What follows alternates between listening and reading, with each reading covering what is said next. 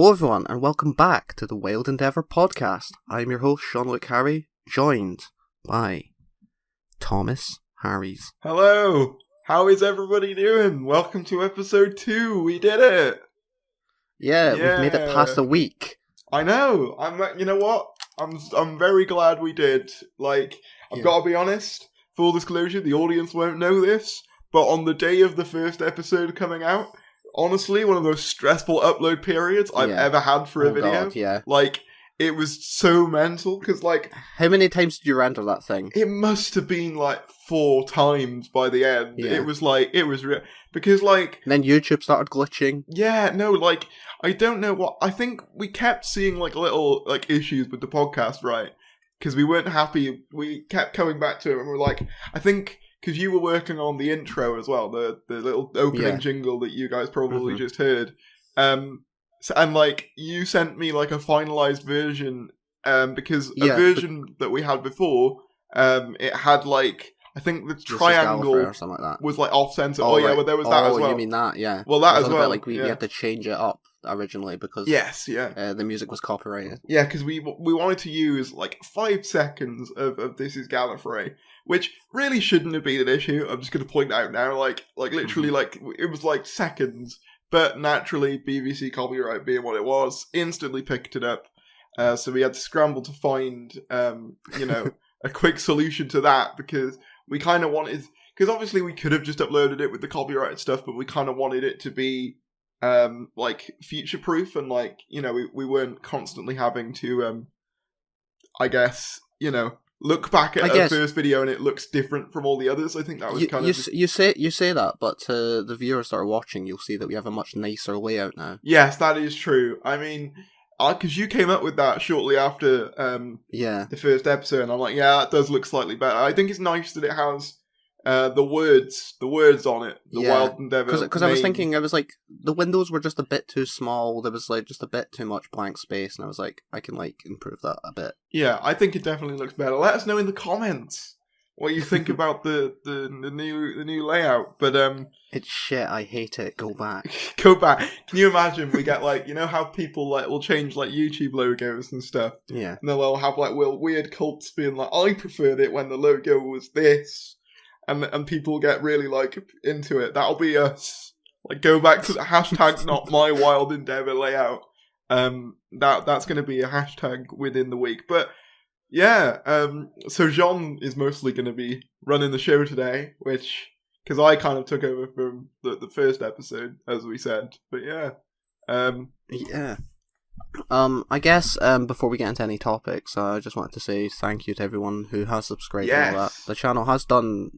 It's done surprisingly well, considering we just started a week ago. I wasn't expecting it to take off as much as it did. No, me neither. We've just passed 200 subscribers. Yeah. The other day. It's mental, actually. Because obviously I knew that, obviously you already had, established audience. But at the same time, I was surprised by how well, the first episode did, even regardless. I think...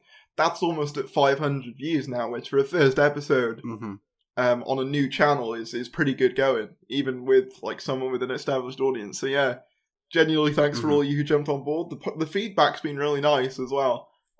Everyone seems, from the feedback I've had, to be really enjoying it, which is nice. I've had lots of positive comments, had a couple of DMs of people, asking to come on and stuff. So. I think we are planning on doing guest episodes down the road. That's definitely some guests on the line. Something that we want to do. But what we wanted to do was kind of establish our vibe first and our style first. And then once that was firmly established, then, move into guests and more themed episodes and stuff like that. But yeah. Yeah. Good thing to make note of. So, from one endeavour to another. Wow. Good down on the battle bus. Oh my god. The boys have dropped out, they're on their parachutes, and they're landing in the world of Fortnite. Yep. So I just didn't know how to respond to that excellent transition. Yes. So you made a video on this when it was first announced. Yeah. Doctor Who Twitter put this weird kind of video with a blocky TARDIS, and then just What was it? Was it a date or a bunch of code? It was a code for, I think, like, because in Fortnite, from what I understand, you can have, like, these creative maps that, like, you can make, kind of similar to, I guess, like, I don't know, like Minecraft, I guess, but you can have different maps and stuff. It's kind of similar, but, like, they're based on, like, codes. So, I think that's how it worked, wasn't you had to put in a code to access particular worlds? Yeah. And you had to, like, put in a code to access, so from what I understood, because I played a fair chunk of it. I played a bit of it, and then I couldn't really work at the... Well, it's not that I couldn't work at the mechanics of the game, it's just... I haven't played Fortnite before, and I was like, I'm not good at this, so I just watched a playthrough of it. Fair enough. So, like, the way it worked, basically, you put in this code, and it got you to the Doctor Who world, if you like, and the Doctor Who world had a bunch of different things, including... so I think how it goes is, you start out on this island, and I think the main objective is you have to go and collect a bunch of crystals, TARDIS crystals, and bring them back to the TARDIS. And then from there you have like 3 like other sort of optional worlds. You've got like the Kerblam warehouse, Gallifrey, and a Doctor Who museum, and the Pating level as well. Oh yeah, the Pating hospital thing. Yeah, that's the one I've not seen yet. I've not seen any gameplay from the Pating one. So I have just seen the Pating just chilling on the island. Yeah, with K9. I've played that a bit, and I'll say it's very much like a puzzle type thing. Like, so you're meant to do for that segment is like, okay, so like, there'll be different rooms, and like they'll have a puzzle in it, kind of like Crystal Maze almost. And like if you complete all the like puzzles, you get these mechanical parts to repair the hospital ship before the Pating comes along or something like that. Obviously, if you fail, the ship explodes and stuff like that. I'll say it was really genuinely quite difficult, and we didn't finish it. I played through a bit of it with Adzinko, a friend of mine, and yeah, I mean, it was cool. It kind of was a bit Among Us-esque, where you had to do like certain tasks, and if you know, the lights would occasionally go out, and you know, there would be power failures. So kind of, it was giving me a bit of that. That does sound quite Among Us. Within Fortnite. So that one, like, probably for me, of what I played, that was probably like my least favourite segment. I didn't finish the opening segment where you had to like collect the TARDIS pieces. I sort of got bored of it really quickly. Yeah. I was like, I just want to explore the world. Yeah, I collected like 2 of the 4 or like 3 of the 4 or something. Mm-hmm. But like there was one that required like parkour and I just couldn't do it. And I was like, you know what? Yeah. And the parkour one is really annoying. Yeah. Is that the one where you have to jump like on the pillars? Yes, yeah. Like across the And I just it's couldn't really annoying. do You have to get right up to the edge. Yeah, I just did not have the patience nor the dexterity to be able to pull that off. But luckily for me, Adzink had already played through that mission, and at the end, your reward was an emote spray can for the TARDIS, and he had the code for it, so I just redeemed it that way. I think the best bit for me, I don't know whether you played this bit, but it was the Gallifrey, like the Time Lords versus Daleks, like squadron battle thing, and you could have like different loadouts, and it was kind of, you know, it's kind of like which is battle royale on Gallifrey, kind of, but it was like very like teams. I think that was probably the best thing they did with it. Like it made the most sense. Yeah. I played a bit of the Kerblam one, and that was kind of like you're meant to, I think that was similar. Just in that one was more like you had to like build stuff to hide, you know, around the map, and then like, you know, slowly off people. Whereas I think I feel like that's always been a Fortnite thing. So that has. But I'm saying with the Gallifrey, the Time Lord Dalek one, it was very much like a more stereotypical shoot as many enemies as you can to win. Whereas like the other one had more of the building mechanics involved. Okay. I'd still say though, like for me the most fun I had was the Time War like segment. Yeah. I will agree that one was probably the best one. The best thing about it. This game, this whole Doctor Who Fortnite thing, it feels like a very early draft. It does. There's a lot of problems with it, particularly in the museum. Every single exhibit, I swear, there's a typo in almost every little card. Oh, there were so many typos. It's awful. I think I counted like 12, 13 or something. Like K9 is Really? like, yeah, credit is like K19. It's just like, just little things here and there. It's like, I didn't even this notice has that. not been proofread. Yeah, there are so many. It's like, if I can get up a few examples, then I will. Yeah. Send them to me if I can put them on screen. But yeah, I didn't notice. Maybe I just can't read. But yeah, I didn't notice that. I'll say I think there's definitely more they could have done with the museum segment. Like some of it was quite cool, but then I was also kind of like it was quite obscure at the same time, because you'd have like stuff that's like, okay, K9 and such, whatever, that's cool, and then you just have like, here is some Time Lord victorious Daleks, and you're like, okay. Yeah. Is this like a crossover with that? But then, well, this is the thing. The island itself, the main hub world bit, because the way you get to the other parts, like the museum and stuff, there's like billboards that you can click, and that's how you access the other parts. But like the main hub area, I believe, was based on Edge of Reality, because the little orbs in the sky are in that game, and you have to collect crystals in Edge of Reality. So I think it was based off that. I didn't pick up on that. But I've not played Edge of Reality, to be fair. Oh yeah, well I was sent it, and it was awkward with Edge of Reality because I played it live, and obviously I was trying to be as nice to it as I could, because I got sent a review copy. I want to be polite, but also like that the game needed heavily patched. Yeah, like when it that was game was so buggy on launch, and you can't hide it when you're playing it live. It's like like there was genuinely one segment where I was stuck there for like 2 hours. And the reason I couldn't do it was like the bit, you probably saw it in the trailers, it's like one of the missions you have to like reflect lasers off of each other to get the doors to open. Like that was one of the the puzzles. And I think I actually remember watching your stream of it at the time. But like for some reason mine loaded in without one of the laser pieces. So I was just sat there being like, how does this work? Mine's not working in the way that the others are. And in the end, I had to reset the whole level, and it was just, I gotta be honest, Edge Reality, I mean, maybe it's better now, but like, there was a lot of initial bugs on my playthrough, which is a shame, because, I liked what they were going for, but like, you could very much tell it was kind of... I don't know anyone that played that game that got to the Tenant stuff. See, I did complete it. Okay. I will say, though, it was only because, like, I might as well, because I've been sent it, and, I want to give it a chance. Yeah. But it was kind of... Admittedly, the coolest bit of that game is, there's a bit towards the end, I am assuming people don't care about spoilers for a game that's been out, like, a year. If you do, maybe I'll leave a time code in to skip, but basically, the plot towards the end of the David Tennant segments is... There's like an alternate timeline where he gets settled with Madame de Pompadour and has children with them. And like the Cybermen are kind of like, you don't really see it properly, but the Cybermen tell 13, if you interfere with our plans, then this timeline will be erased.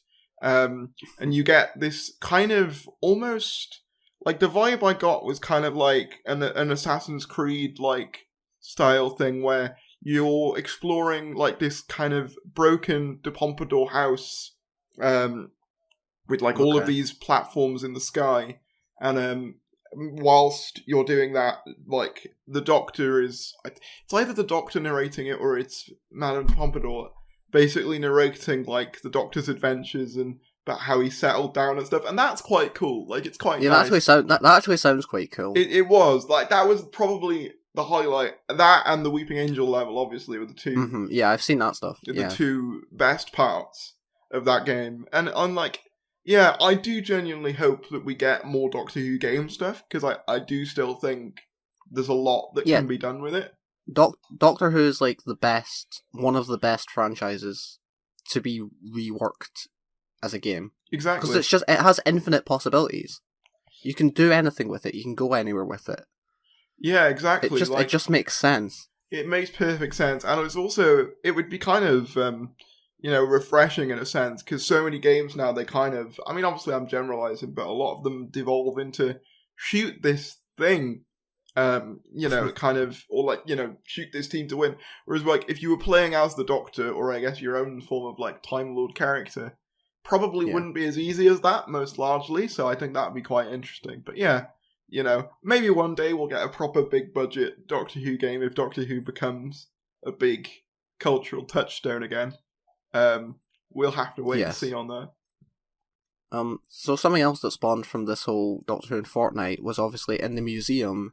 There's a place with a question mark. Yes. And everyone thought that they were going to leak the 14th Doctor in Fortnite. Yeah. Well, here's the thing about that, right? Like, this is what's interesting about that to me. Apparently, I don't know, this might become out of date once this podcast, like, you know, a couple of days after this podcast comes out. Apparently, the Fortnite event is meant to end on the 24th.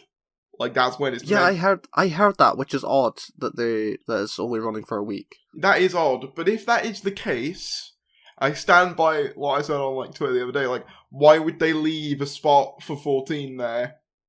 Well, no, I don't think it's well, it wouldn't make sense for it to be 14 anyway, because they've cherry-picked the costumes that are there. It's not like it's a lineup of like 13 actors. It's like, I think you've got both Bakers there, you've got Tennant, maybe 13, and then there's like a question mark one. Yeah. But like, what else could that signify though, if not? Yeah. Well, I don't think it would be 14 if this is only lasting a week. And also, it could just be a new skin or whatever. I don't even know if they've introduced like Doctor Who skins into the game itself. I don't think they have. I don't think they plan to either, which I think is a missed opportunity. I know, I guess that would take more licensing and stuff, but like, I don't know. They've already. That's what I don't get with this whole thing. It's like, I feel like Doctor Who, as a franchise, probably deserved better, especially regarding Fortnite, because Fortnite is a thing that kind of, you know, they have everyone. Yeah. Like, people that were like B-list actors, just like random people, like company logos, you know? Yeah. They've somehow tied it into Fortnite. So Doctor Who just being like a week-long kind of buggy. Well, it's not even properly like licensed either. Like, obviously, yeah, I saw that. Yeah, Fortnite licensed the spray, one of the cosmetic spray things, but like it's like it's the map BBC itself, license. BBC but it's not own. Epic Games like license. Yeah, it's weird. But that's why to me that stand being there is even more strange. Like, why would the BBC put a stand in for an unknown Doctor and just leave it there for a week? It just felt odd. Now, I'm not saying they were never going to reveal 14 exclusively in Fortnite, but like, if there was a point where 14 was announced, then maybe they could add in their reveal costume or something like that. It would only make sense to me if, say, they had that lineup of 13 incarnations and then one at the end. But I couldn't see them doing it. But with this only being a 1 week event, that's why I'm like, well, they wouldn't do it then. But then that begs the question again of, like, what is it? Like, if not... Yeah, but... Exactly, but the thing is, what's going to happen, right? Like, this thing ends in 2 days. Like, apparently, it's ending tomorrow when this comes out. Yeah. And it's like, what can they realistically, like, add? What? They'll add the 14th Doctor's costume and then it'll end. Okay. Yeah, that would be weird as well, I suppose. It's really weird. It's an odd scenario. I'm glad you mentioned that, because I'd forgotten, actually, that was even a thing in that Fortnite event, because, like, obviously a lot of people noticed it on Twitter, and, like, I think a lot of the people saying they're going to do a 14th Doctor reveal in Fortnite was more of a meme than anything. Like, I don't think they'd ever exclusively reveal it there, but that would be so funny, though. It'd be funny. I just can't see them doing it exclusively. I could see them tying in, like, oh, look, there's a new exhibit for the new Doctor on the Fortnite map. But, like, I can't imagine that being the main event, because can you imagine, like, for all the older fans as well, being like, what the hell, I've got to play Fortnite to figure out who the next Doctor is. And as well, like, if you've been in the museum place, it's not even, like, you can't even see, like, faces or anything. It's just podiums with the costumes. So that wouldn't reveal anything, really. At least properly. So yeah, that is really odd. I think, though, more broadly, like, this is the thing I want to kind of talk about a little bit, and I think we will as the podcast goes on.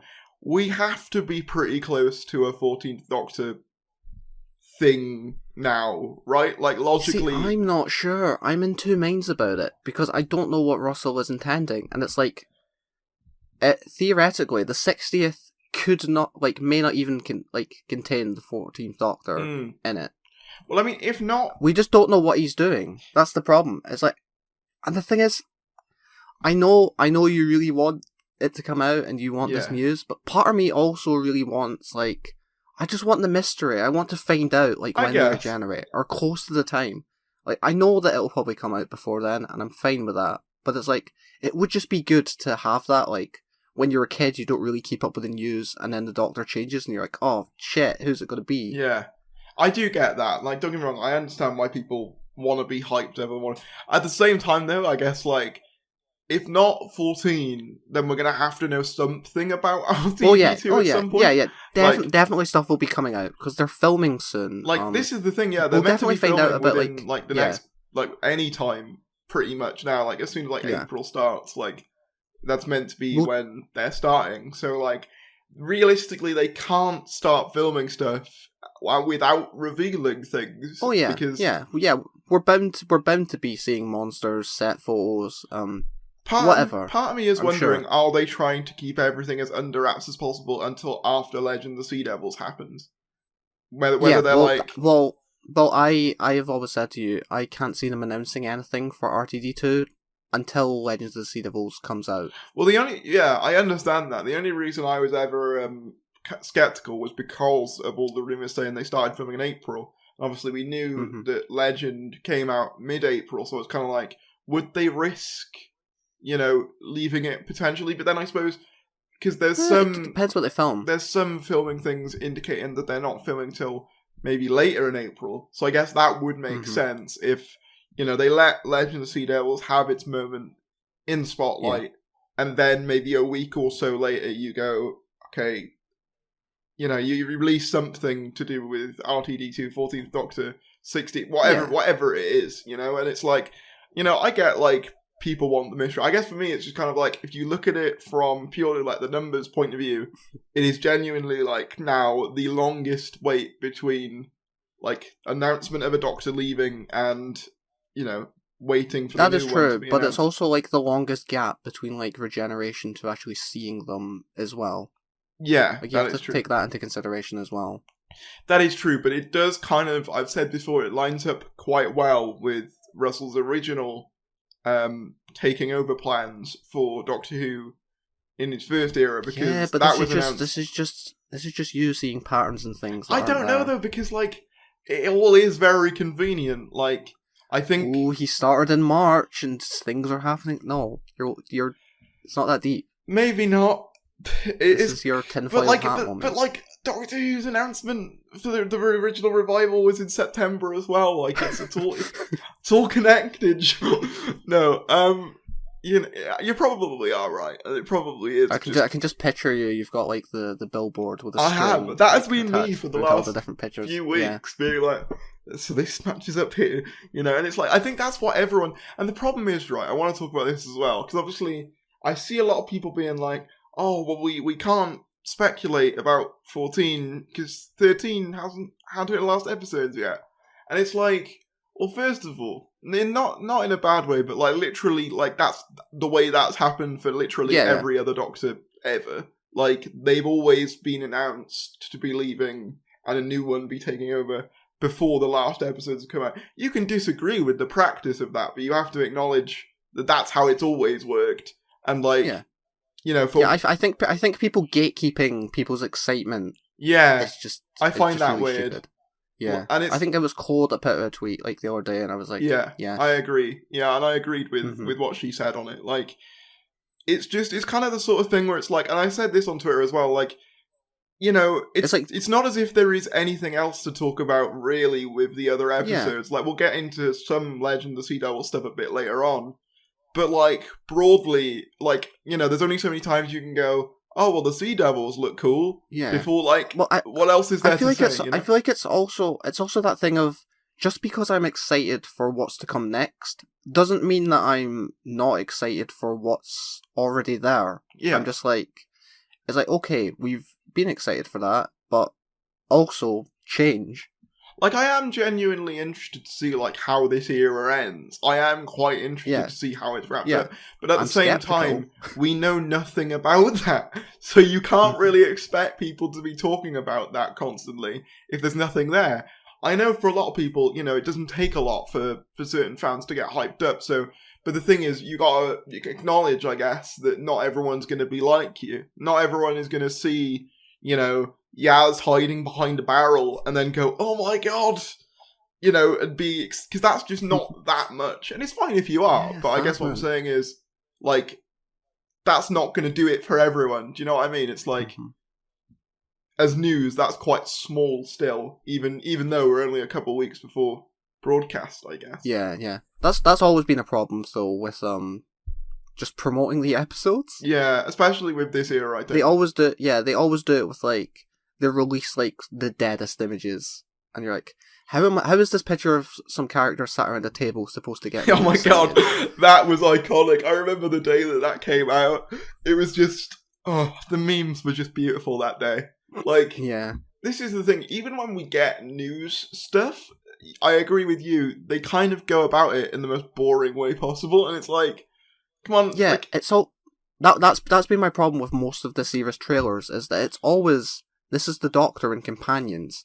Here are the characters you already know. They are in this series you're watching, and I'm like, well, yeah, can you show me like some of the cool stuff? That's why I actually thought the second Flux trailer was actually quite good.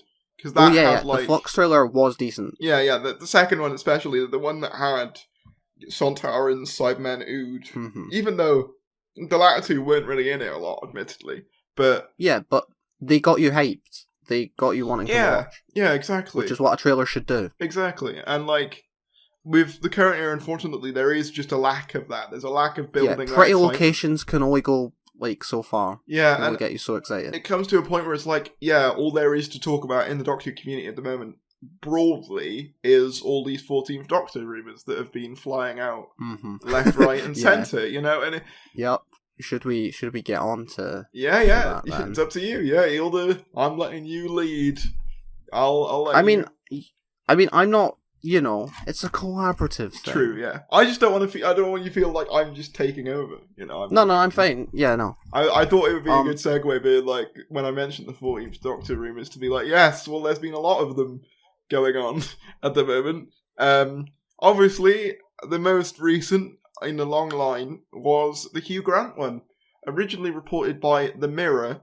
Now, the reason this one made waves was because The Mirror does have a somewhat decent track record with Doctor Who things, right?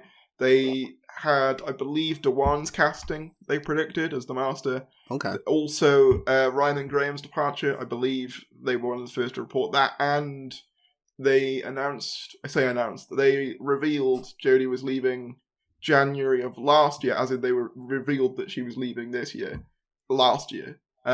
Okay. So Doctor Who news-wise, they have a pretty decent track record. But anyway, they released an article basically being like, an insider told us that Hugh Grant has been in talks to take over the role of the Doctor. They don't actually say 14th Doctor in the article, which is an interesting point of note. They do say, the Doctor, and they also make mention of a Marvel-style, yeah, I saw that flying around. Thing. I haven't read any of the actual articles. I've just seen the rumours flying about on Twitter. Yeah, well, I went to look it up. I couldn't find the original article. I have read the original article, so obviously I'm got it up on screen for me at the moment. I probably should have done that, but I've already read it once before. But basically, what I've just said is kind of what the article says. It's just they mentioned that they have an insider who's told them Hugh Grant's in the fray, and also they're looking to do an MCU style, multimedia project type thing.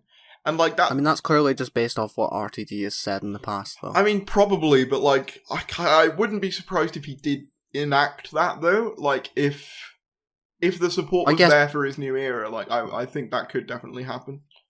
But didn't he come out, like, literally, it was either earlier today or last night? Yes, like, well, this is what I was getting onto. Yeah, Hugh Grant was like, oh, no offense to Doctor Who, but like, yeah, I don't know where this came from. I've not been in talks. Now, I did see... obviously, as an actor, right, you're not going to be like... Yeah, I did see a few people comparing it again to the Andrew Garfield thing of, like, he also said he wasn't going to be in No Way Home. But I'm like, yeah, but at the same time, like, we can't go into everything automatically thinking that. I'll be honest, I didn't believe it when I saw it, and I think it's just knowing who RTD is. It's not. The thing is, Hugh Grant, he's a decent actor, and I think maybe like back in the day, yes, I could have seen him, but now, no, probably not. And I think it's just.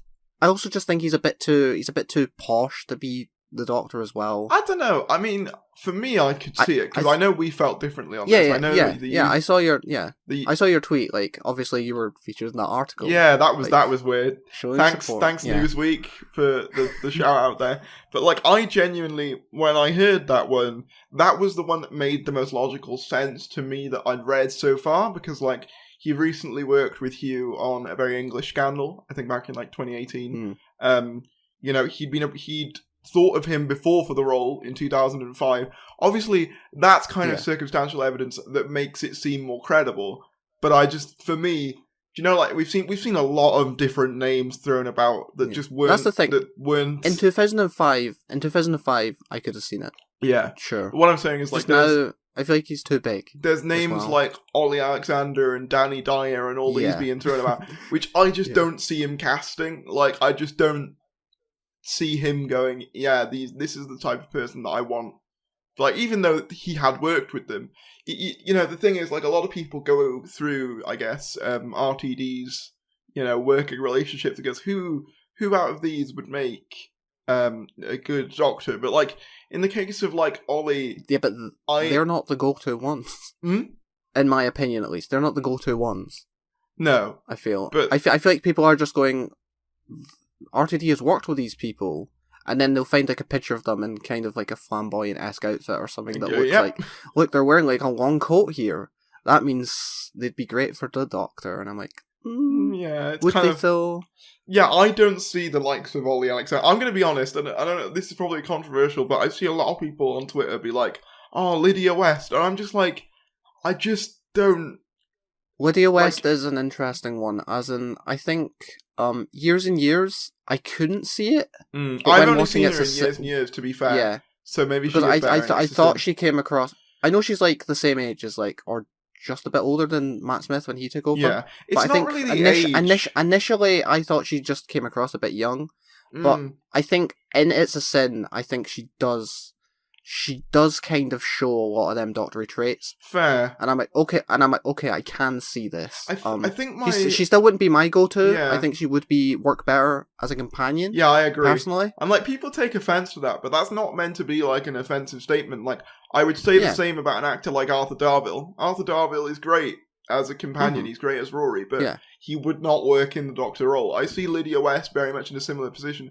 I just don't, at least from what I've seen of her, admittedly it is somewhat limited, but like, I just don't know whether she has that authoritative nature that I feel like the Doctor needs to have. No, that's what I mean. No, that's what I meant when, like, in It's a Sin, she does showcase that, and I'm like, okay, I do have to watch it. Yeah, I get it. It is good, yeah. But like, for me, because, being completely honest, I've not been vibing with like the last two eras of Doctor Who upon broadcast. Like, I wasn't big on like, it wasn't the Capaldi's fault at the time. I just wasn't vibing with the direction, really. And obviously with Chibnall's era, you know, my thoughts on that are well documented.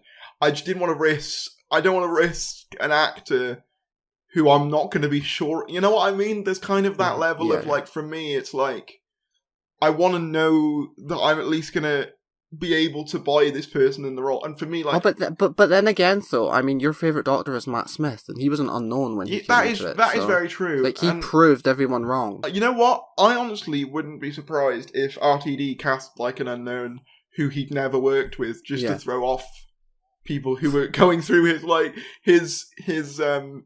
list of work and, you know, trying to pick someone out from there. Because that's just the sort of thing he'd do, you know, to throw a curveball. At the same time, the reason I also thought the Hugh Grant thing had an interesting quality to it was because he would have the sufficient star power to elevate the show. That's true. Yeah. Perhaps, you know, because obviously, like, the whole ratings debate with the current era is mental. Like, there's people on both sides. Either, you know, it's doing fantastic or it's the worst of anything, like, ever. It's performing terribly.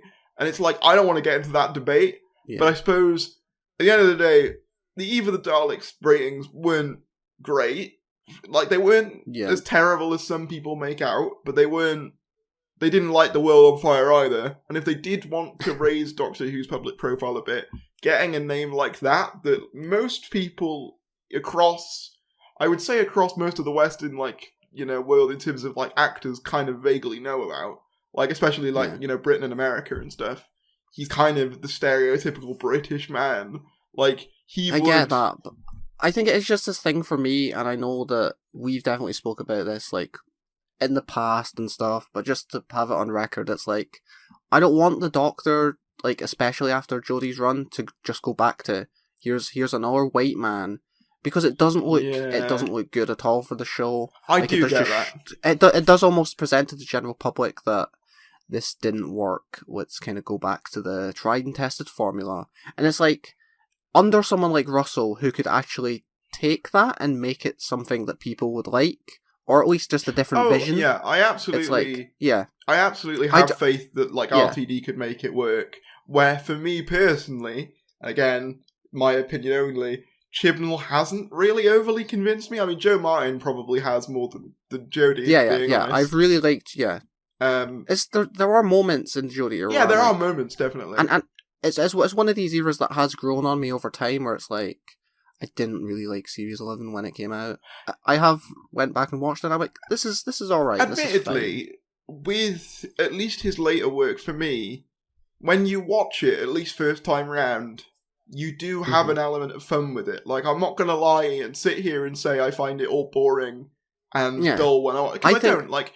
At the very least, I think something about Jodie is, I think it's just her enthusiasm comes through in her performance.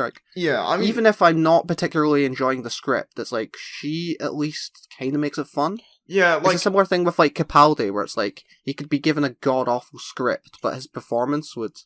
I think for me, the major thing with Jodie, and I don't know whether it's Jodie or the scripts or a combination of the two, it's just the lack of authority that really hampers it for me. I think it's and I could be wrong, or people could disagree, but I think it's Jodie is very a lot of her more famous roles is she's playing brooding characters I guess in Broadchurch, she's lost her son and stuff like that. She's much more the emotional drama side than she is bubbly fun character. And it's I've not seen too much of her filmography, so I could be wrong there. Maybe she has played roles similar to that. Yeah. But yeah, I just don't think someone like the Doctor, or at least this take on the character, necessarily plays to her strengths. I'd agree. I would agree. And don't get me wrong, I think Jodie as a person, lovely, and does have the charisma there. I think she's got, she's naturally very charismatic and very, fun to listen to. It's just, for me, she just lacks that little something that pushes her over the edge. And it's kind of like that Peter Davison thing in a way, right? It's that, I mean, at least for some people, right? Peter Davison has a similar thing of being never quite getting into that second gear, and I kind of... Yeah. It's not until his last story where you're yes, I feel him as the Doctor. For me, I'm very much in a similar position with Jodie, I feel. And on top of that, I do genuinely think, the way she's written doesn't help. One of the main issues I have with her as a character is just, the way she's always written to be, this morally righteous person and then do really questionable things. I'm that just makes me struggle to... The only time she's really called out on it is something like the Saranga conundrum. Yeah, and people... And that's the Saranga conundrum. Exactly, that's the Saranga conundrum. And the guy who calls her out immediately gets jettisoned into space. So it's almost as if the story is going, no, we can't have a character who questions the Doctor. They must... No, because the Doctor accepts it. They do, but he still does... It's still funny how the one person who questions the Doctor immediately gets killed.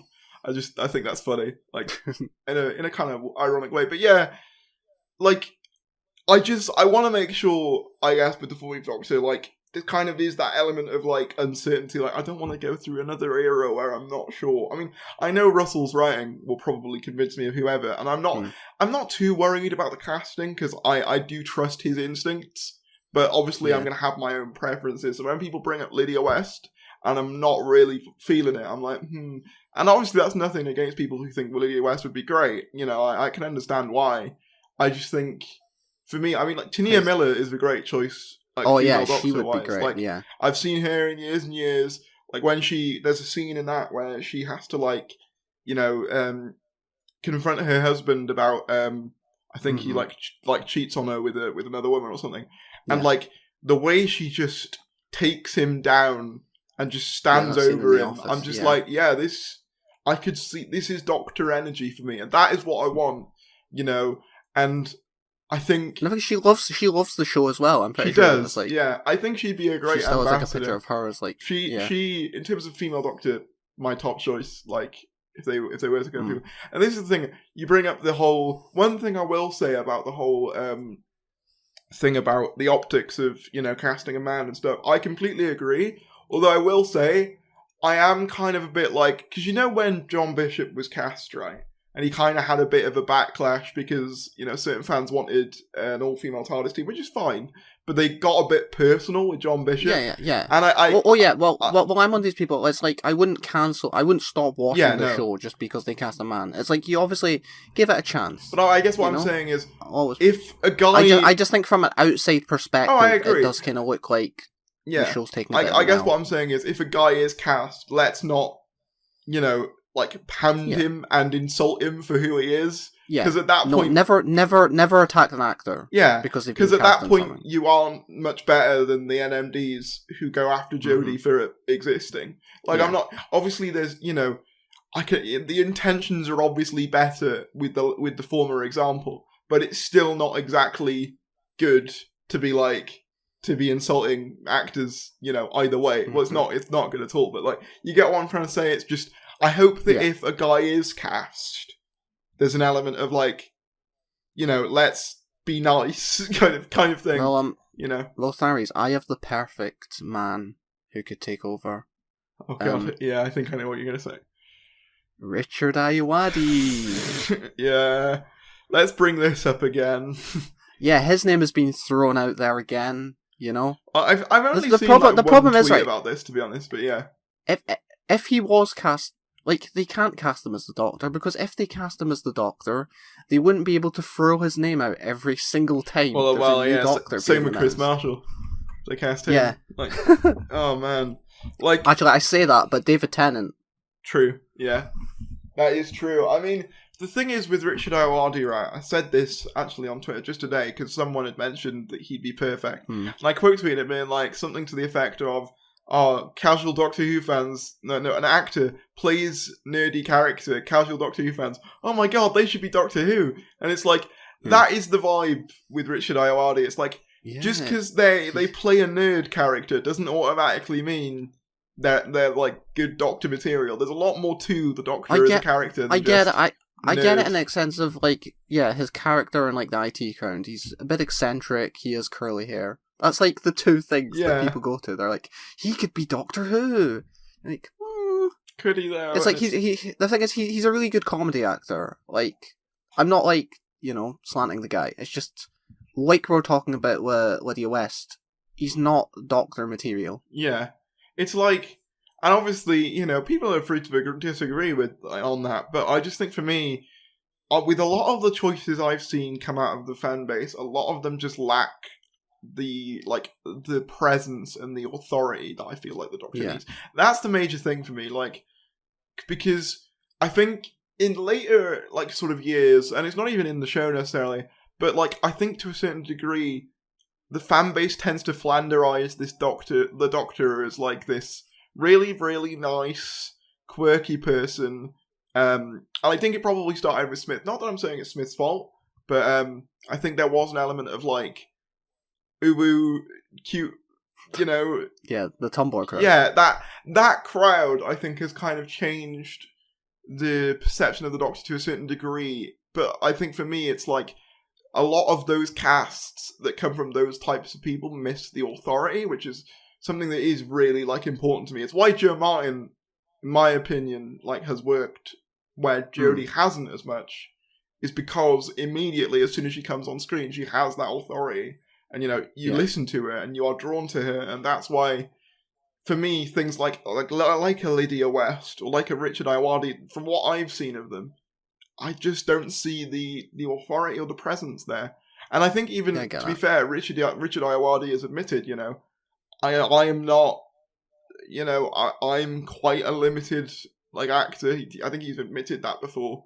And I agree. I think the range probably isn't there, and it's. I think he's more into directing now, anyway. Yeah, acting's not even his main thing anymore. I watched, funny enough, a few years ago in media, I watched one of the things he directed. I can't remember what it was called now, but it was quite good. He's a good director. For the life of me, I can't think of what it's called now, but it was a good film, and he did a good job. Okay. It actually had Joanna Page in, who was Maria in Sarah Jane Adventures. Oh, nice. And it was all set in Wales. It was well done, but no, I just don't see Richard Ayoade at all. And it's I get it with these Doctor castings, you can only go off of what you've seen, which is kind of for me, one of my Doctor castings is Nicholas Hoult. I've seen him in a couple of things. I think he might be able to do it. But then again, another one is Tania Miller, because I've seen her be able to show that authority. I think my ideal Doctor casting would probably be Ruth Wilson, for similar reasons. She has the authority, but she's also really good with working with children and her dynamic there. Yeah. I think there's a certain I don't know, I think there's a certain magical quality to her acting. Yeah. I can't really explain it. No, she's kind of otherworldly, if you get what I mean. Yeah, I think you need that. You need someone who just has a look about them that's not quite fully human. That's really weird to describe, but they have to have a vibe where it's you're a bit different from the average person. And I think that's kind of what I think. Another example that I've brought up before now is Carl Urban, who played Billy the Butcher in The Boys. In that show, he's a very crazed sort of character. He's kind of mental. But, I could very much see him doing a mixture between 4 and 12 kind of thing, of a very eccentric but very heightened and just mental sort of Doctor, which I think would be a really interesting way to take it. But yeah, obviously we all have our different preferences, but I do hope that... And obviously, Russell, I have no doubt he'll cast someone great. But obviously, naturally, with some of these castings, I'm always a bit I trust RTD, I don't trust the fan base, if that makes sense. That might sound horrible, but I don't even trust myself to cast the Doctor, admittedly. If I was left to do it, I probably would do a bad job. But, that's why we're not the showrunner, and, they are, at the end of the day, Well, I found this article from last month, which lists 10 different actors for the 14th Doctor. I'll click on it now. I've just sent it over your way. Yeah, I've just seen this now. I'll click on it. And I thought it would be fun to go through them and, give our opinions. Yeah. Some of them we have briefly talked over, during this podcast.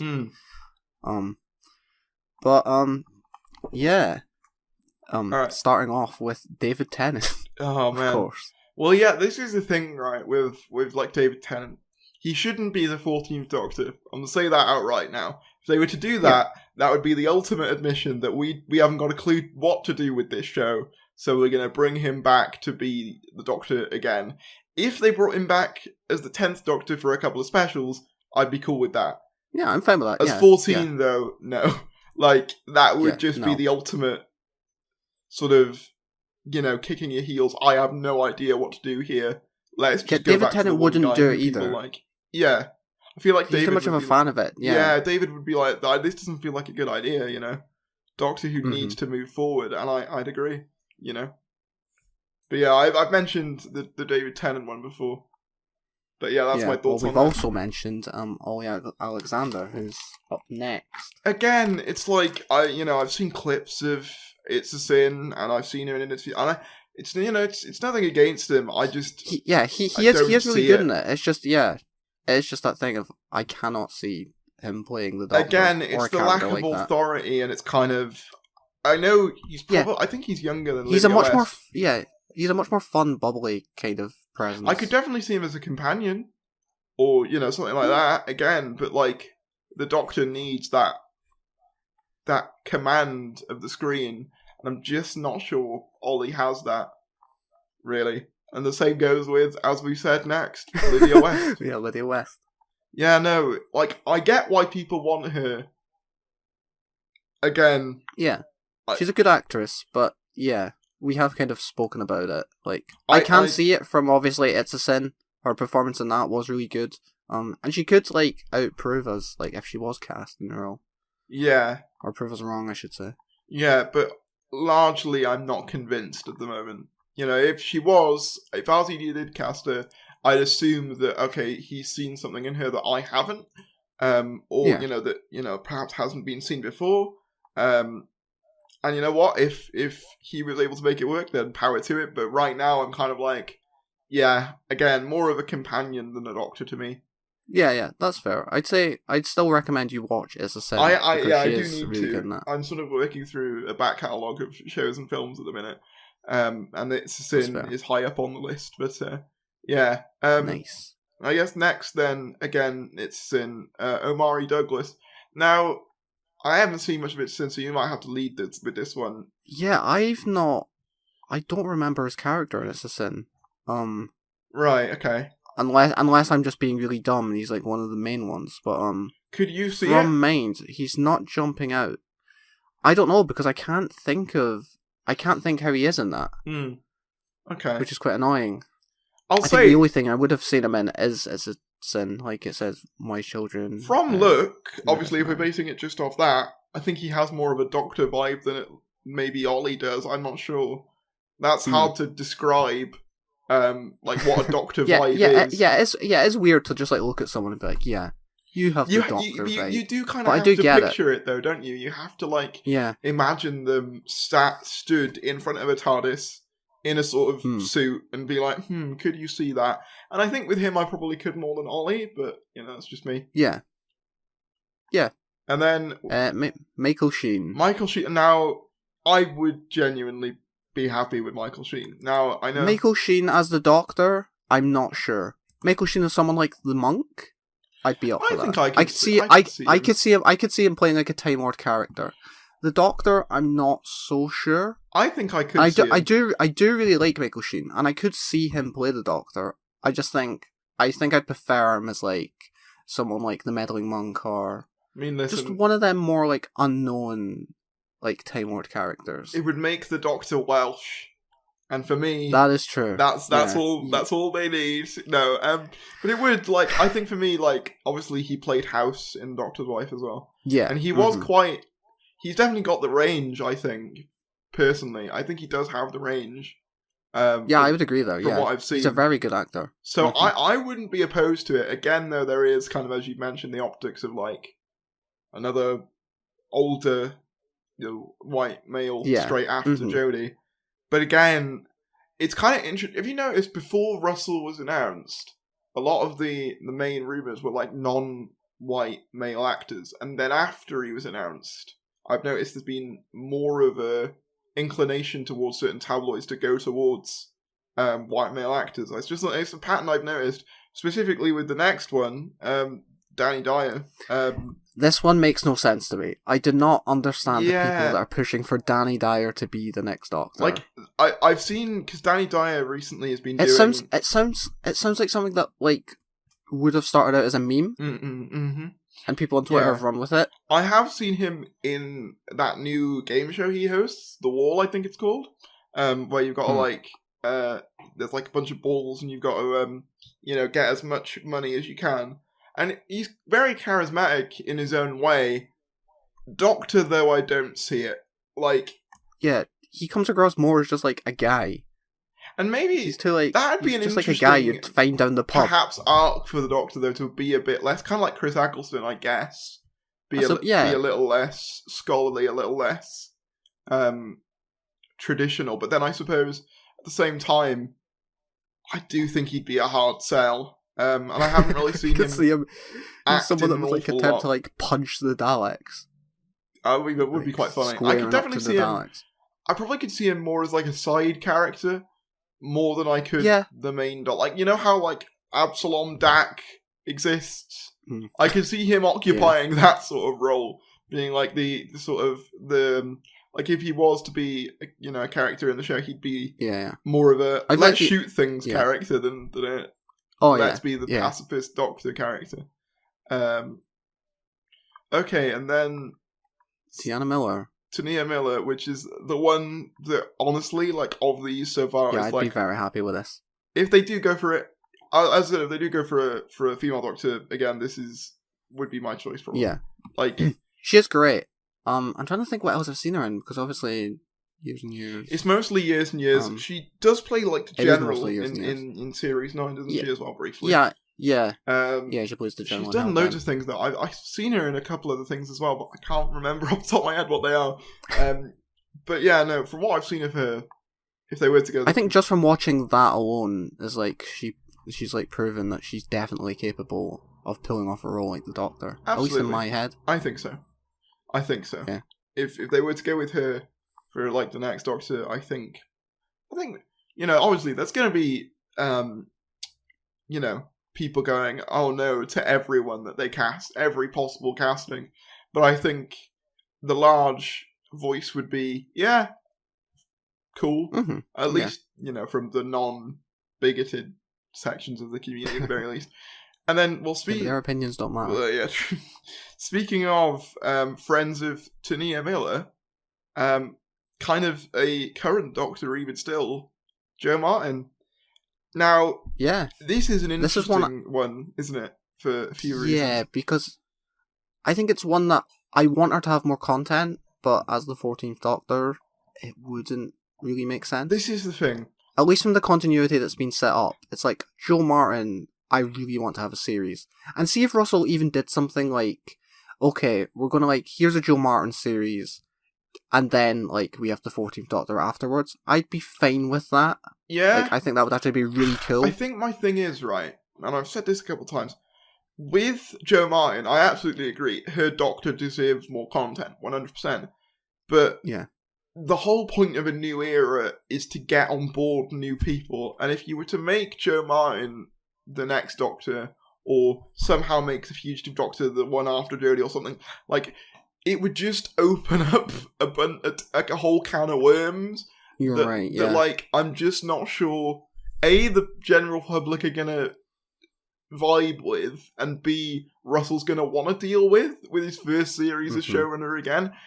And unfortunately, it's a situation with Jo Martin where, like, it is kind of Chris Chibnall's responsibility to do something with her.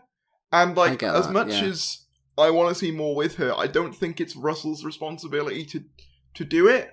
I understand why people want her as 14, but I still think, ultimately for me, the responsibility of giving Jo Martin material lies with Chris Chibnall, and the fact that she hasn't had it is more his fault than it is the responsibility of Russell, in my opinion. Like, yeah, it's just really sad that, like, Jo Martin was cast. You know, she's obviously first female Doctor of colour, first Doctor of colour, and quite good as and well. It's like, very from what we've seen, very good. And she is a side character essentially. Yeah, it's a real shame. It's a bit, it is a real shame because she, like, talking to her at, like, Comic-Con and stuff, it's like, she is a genuine fan and loves the role. Like, she was embracing the fandom. She stayed a bit later and, like, talked to, like, me and Dom and stuff. And she seems lovely as well. I do genuinely feel bad, honestly, because it feels like she does deserve more. But I just don't know whether 14 is the right place to have that. Yeah, I think if Russell does do the whole cinematic world thing where it's like, I could see her. Well, I'd hope we could possibly see something like a mini-series or like a spin-off type thing. Just kind of covering, like, different, like, elements of Doctor Who. I think that would be really cool. It was somewhat This is definitely something... Yeah. It's definitely something Big Finish is going to jump on as soon as the Chibnall era, like, ends. Yeah. You can definitely see fugitive, like, audios. It was somewhat interesting, actually, because while we're on the topic of Jo Martin's Doctor, they announced some comics with Titan, and that they are apparently supposed to explore how the Fugitive Doctor became a fugitive. And I did see the overwhelming response was this should have been explored in the TV series. And yes. Yeah. Yeah, I agree. Like, as much as I think it's kind of become a meme in the Doctor Who community, right? When something in the TV show isn't explored, being like, oh, Big Finish will fix it later, don't worry. And I get that that's a meme, but at the same time, I don't feel like it should always fall to the spin-off media to give the show substance. I feel like that should just be an optional extra, not the whole substance. To be honest, you know the spin-off media are probably thriving off it. They're like, oh, hell yeah. Oh, yeah. I just mean from, like, a story perspective, I don't think it should be the responsibility of... Again, it comes back to that whole thing. No, of course there not, should be substance there originally, and then the spin-offs can add to that. Whereas, at the moment, at least with things like Joe Martin, it feels like the spin-offs are the substance. Which is kind of like a shame, because... She's essentially been a shock character and then, like, 2 further cameos. And it's like, I know we're probably going to get a cameo in the Centenary, but I don't know how much that's going to achieve. I see her having a bigger role in the Centenary, because she did say she was working alongside Dewan. True. Like, okay. It would be cool. It's going to be probably neat to see her meet the Master. That'll probably be cool if that does happen, but...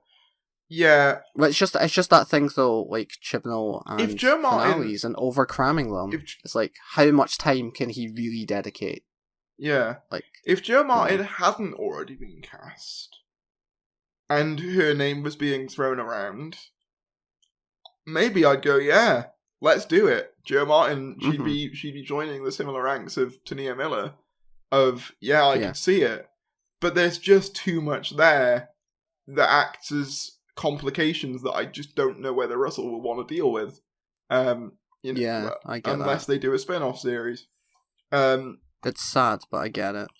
So then, after that, Michaela Cole. We haven't spoken about Michaela Cole on this podcast. Here's the thing. Not. I think she's too accomplished for Doctor Who at this point. Like, she's written... I've only seen her in Black Mirror. Yeah, I think she's written multiple, like, BAFTA award winning or nominating things, though. She wrote, what was it called?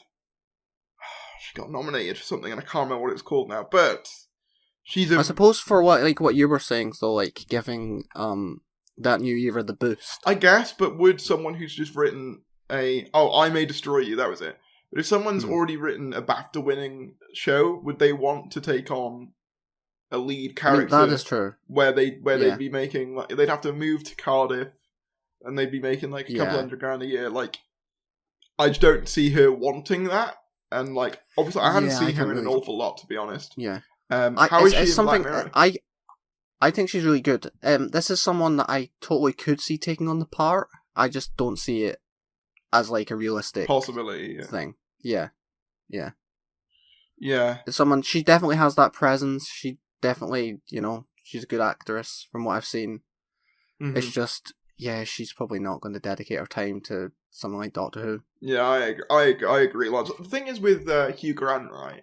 Obviously, a lot of people said he was a big name, and he is, but, like, he's nowhere near as big a name as he was in his prime. So that's why, for me, the whole Hugh Grant thing had a bit of, like, that makes sense.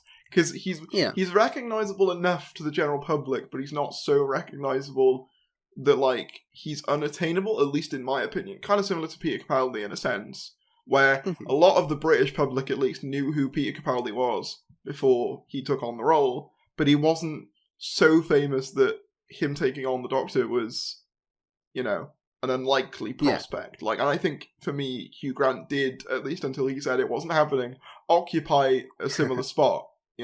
Whereas with Michaela Cole, she's a rising talent. She's had, she's been BAFTA award winning, for her writing. I just can't see it personally.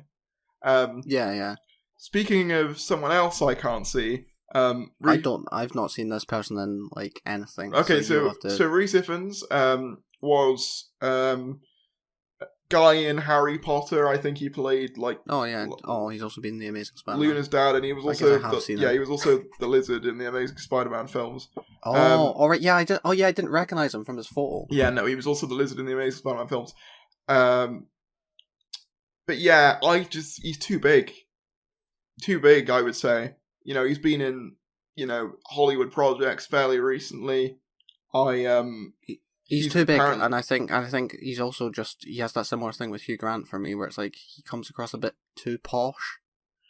Maybe, I don't know. I mean, I think I probably could see Maybe it. It's just his accent. I don't know. I think I probably could see it, but again, I think it's a case of he's just too big. I think I could be wrong. I didn't know he was Welsh. Yeah, he is. I mean, I think that the surname Iffens is probably. It sounds very Welsh, I suppose. So I guess that's probably quite. I'm not too familiar with your culture. Yeah, no, he is Welsh though. And look, I'd love a Welsh doctor on the throne. I think it's about time we had one. And maybe we will, but I just can't see Rhys Ifans at all. I think he's too big. Hashtag Tharies for 14. Yeah. Well, I'd also be in a wheelchair, so that's two new demographics the Doctor hasn't represented. So, Russell. The TARDIS redecorates with stairs, despite you. Russell, you know where I am. I'm just down the road. If you want to offer it to. No, I'm joking, of course. We've already spoken about... Yeah, but you won't be offering it to you because you'll be offering it to Richard Ayoade, who's next on the list. Yeah, that's definitely going to happen. Definitely. We could probably just title this clip just 10 actors who won't be Doctor Who. That would be good, yeah. It's not going to be Richard Ayoade. Like, people need to stop willing it into existence. Yeah. Like, I mean, I've seen a bit of Ikaruti T Crowd. I've also seen him in The Crystal Maze. I get... Oh, yeah. From an outside... Like, if you're not intimately familiar with Doctor Who, I get it, right? I think if you saw a picture of him, like, from The Crystal Maze, and, he's got that kind of eccentric look, he kind of plays a bit of a quirky character. If you just... I feel like from an outside... Yeah, on the surface, he does look a bit doctory, but he just doesn't have the layers, like Shrek, like the onions. He just doesn't have the layers, It's like, there's not, I just don't think he's got the range to be able to pull it off. Yeah. And I think as well, like... I just can't imagine him delivering, like, epic speeches. Can you? No. No, I just can't. Because this is what you got to think about with doctors. You've got to imagine them in certain scenarios, and I just can't imagine. Like, imagine, like, the war speech in, like, Zygon Inversion with Richard Ayoade doing it. It just wouldn't hit. Yeah, because he does have a very distinct voice as well. Like, he does a lot of voice acting roles in, like, animated films, and he's very noticeable. Like... Having a distinct voice for the Doctor is good. I just don't know whether his voice is the right one. Yeah. Like, yeah. And then next up we have Lenny James. Now I don't know much about. Yeah, I've not seen him in. Yeah, I haven't seen it. He was in Walking Dead and Line of Duty, apparently. Yeah, I have not seen either of these two shows. I know very little about this actor, so if any of you know anything about Lenny James, let us know in the comments below. That also goes for Lucy Lawless for me as well.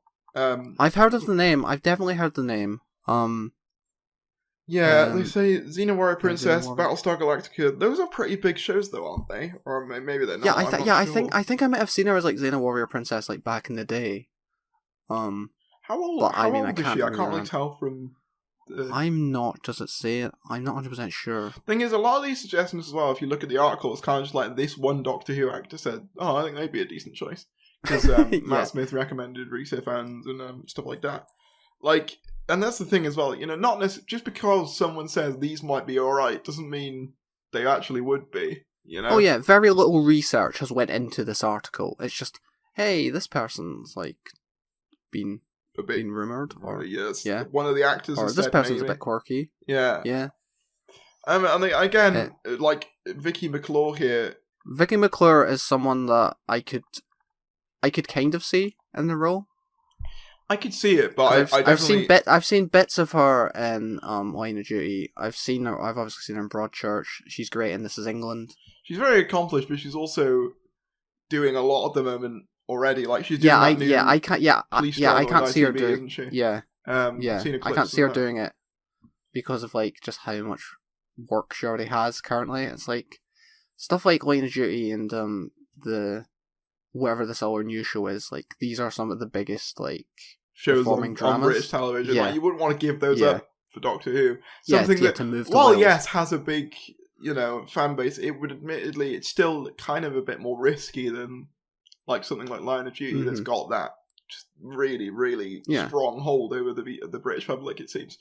I just think Vicky McClure could pull it off, though. Probably. I think she definitely has that vibe. I haven't seen her in a lot. Like, I've seen, like, you know, bits of Line of Duty and the new ITV one, and she's a strong actress. I just haven't, I don't know whether I've seen enough to make a properly informed... That's fair, yeah. You know, call either way. I definitely think, if you think so, though, I'd be willing to what do you call it? Believe you, I guess, and be like, yeah. Okay. If that makes sense. Yeah. And then Phoebe Waller-Bridge. Phoebe Waller-Bridge is a name that gets brought up a lot. I would like her to write a story, maybe. Yeah, I personally don't necessarily know whether I see. Yeah. I've always seen some of Fleabag. I need to finish that. I've not seen Killing Eve. Yeah, I mean, again, same with Killing Eve. I end up seeing a lot of clips of TV shows more than I do actual episodes. Because you go on like a rabbit hole, but like Killing Eve's good, but I haven't seen her in it from what I've seen. But I haven't seen her in a lot of it, so yeah. That's the thing. I've not seen enough of her work to be like, yes, she'd be a good cast. I don't know. I've heard she's really good in both. I think I would prefer to like if she was approached to like write a story. Yeah.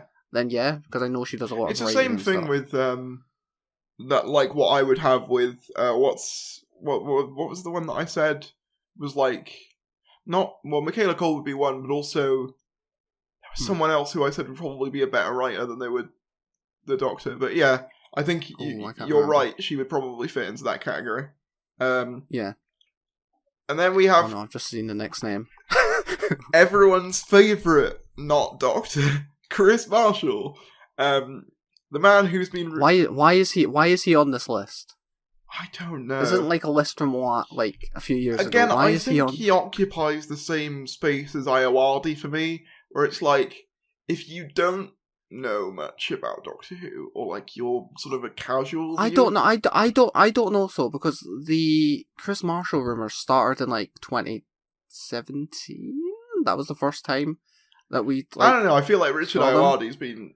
Yeah. Richard Iowadi's been someone that's like every single time, like a new Doctor. It's like yes. Chris Marshall. The thing. At least there were things that aligned with him because it was like Death in Paradise was just wrapping up or something. So I saw a bit more. I will say, like, I watched, because obviously the Hugh Grant room, right? So I'll watch Love Actually. Yeah. So I watched Love Actually the other day. And I will say, like, he plays quite a cheeky character in that. So, kind of like, I did get a bit of, like, certain Tennant-y vibes. But again, I think it's very one note, and I don't know whether he'd have the range to do the more intense stuff, you know? Yeah. Chris Marshall is just someone that he's not playing the Doctor. He's come out and said at the time he's not doing it. It's just cursed at this point. Stop throwing... Like, he's a meme. He's a Doctor Who meme at this point. It's like, we'll throw him on the list alongside David Tennant. Yeah. It's like... You know, it's like that Five Who fans clip, I was so doctory. Yeah. It's just, you know... the most, like, white bread actor. The idea of him being the Doctor has just forever been tainted, and it would never happen now. Yeah. Like, there's so many, like, just photoshops. I bet if you just set up Chris Marshall, Doctor Who, you'll just get a bunch of cursed photoshops of him in front of the TARDIS that articles have made. Kelly MacDonald. Kelly MacDonald's next, and she's also in Line of Duty, as far as I understand. She's another one that I really like. I remember her being rumoured a while back. Actually, like one of the tabloids said that she was in the fray, and maybe I think she'd be pretty good. Yeah, was she? Again, so I guess it's like a similar thing, though. I didn't know that. Yeah, I guess it's like just a similar thing though with like Vicky, where it's like too busy. Is she still and in demand, and is she available? Yeah, and is she going to leave something that's paying that well to? And is that popular as well for something that's admittedly slightly more not like niche but like risky? Because like Doctor Who has the potential, don't get me wrong, to be a massive show again, but Line of Duty already is like. It already is, and I know that it's. I guess so. Doctor Who has the thing of like, I feel like Line of Duty in a few years, it's not something that people go back to. It's very current TV. Doctor whereas Who, like Doctor Who has like, I suppose from an actor's perspective, it's kind of like a roulette table. Like you have the chance to be the David Tennant, if you like, the hero of the nation. Everyone loves Doctor Who, or you could end up in more of a the stereotype of like Peter Capaldi, Jodie Whittaker type Doctor, where you still got your fans, no doubt, but there is definitely an element of the problem is once you're cast as a Doctor, you're instantly like compared to the others, and it's like, okay, are you better than this one? Are you? Yeah, you know? And I kind of feel like some that's just too much pressure, which I don't really blame them, to be honest. Like, at least initially, that would be quite daunting being compared to like 13 previous actors. Like, that probably would be quite scary. Some of which is like the best talent in the UK. It's like, you probably would feel quite intimidated. But yeah, she's already quite in demand, so I don't know whether... Yeah, I feel like if she did take the role, it's something that, I guess similar to David Tennant now, is that when you look at him, he's kind of... He is and always will be the Doctor, but he does have other massive roles to like fall back on, so it's like, you know, he's an actor in his own mind, as opposed to when you think of someone like some of the classic Doctors, it's like, they are, you know, mainly just known as the Doctor. I feel like Kelly has like stuff like Trainspotting, Line of Duty and stuff, so even if she was the Doctor, I feel like she wouldn't be pigeonholed. Yeah, she'd have that Capaldi, I think, as well. Capaldi, for me, as that kind of thing, where it's like, he was an accomplished actor before Doctor Who, he's an accomplished actor after Doctor Who. Yeah. You know, like, and an accomplished director, I guess, as well, because I think he's directed a few things. But yeah, and then finally, Matt Berry. Another similar thing with who was it? Michael Sheen for me. I want to see him as someone like the Monk. Yeah, I think he'd be more of like a good kind of comedy character. Suggest Matt Berry, and I've seen clips of him. He's funny. It's weird. I could see him as the Doctor, kind of, but it's weird because I could also see him as the Master. It's like I could kind of see him as like almost all Time Lord characters. Yeah, but I think he would fall more into that more comedy, like I don't know, bombastic kind of character. I think I could see it. I think he would take kind of like a swashbuckling. I think he would take some convincing for me though. Like it would be like he'd have to like knock it out of the park for me to be like, yeah, okay. Yeah, you know, I've seen him in both the IT Crowd and Toast of London. Rebecca TV when she was there, she showed me a bit of I think it was Toast of London. She showed me, but okay. Yeah, I think he probably could be alright. I just need to be convinced, I think. Yeah, I'd definitely give it a chance though, like I would with whoever gets cast. I'm always going to give whoever gets cast. I don't think he'd be my go-to choice by like any means, but it's like I wouldn't be upset. No. It's like, oh, okay. I think it would be an interesting choice. It wouldn't be the obvious, you know, go-to choice. I think Hugh Grant kind of is that, like, not stereotypical, but like he makes sense, and it's like kind of the logical choice. And maybe they'll want to go with someone a bit more left field and out there, and maybe Matt Berry would fit that a bit more. I don't know. Hello everyone, welcome back to part 2 of Wild Endeavour podcast, episode 2. Jean's camera died, so we had a little break. We're reintroducing it. Yeah. How was your break, Jean? It was good, you know. Put my feet up for a bit. Smoke the fat one. When get drink. Oh wow, a big old doobie. Yeah. You know, if I'm a little waved on this on part 2, then that's why. Yeah, a bit spaced out. It's not really with it. No, the Wild Endeavour podcast we do not condone drugs. We don't endorse drugs. Don't do drugs, kids. You know, unless you want to, because who are we to? Unless you want to. Exactly. We're not good examples. We're two people who have a Doctor Who podcast. You really coming to us for advice about life? That would be really funny though if we like how some podcasts have like the life advice thing.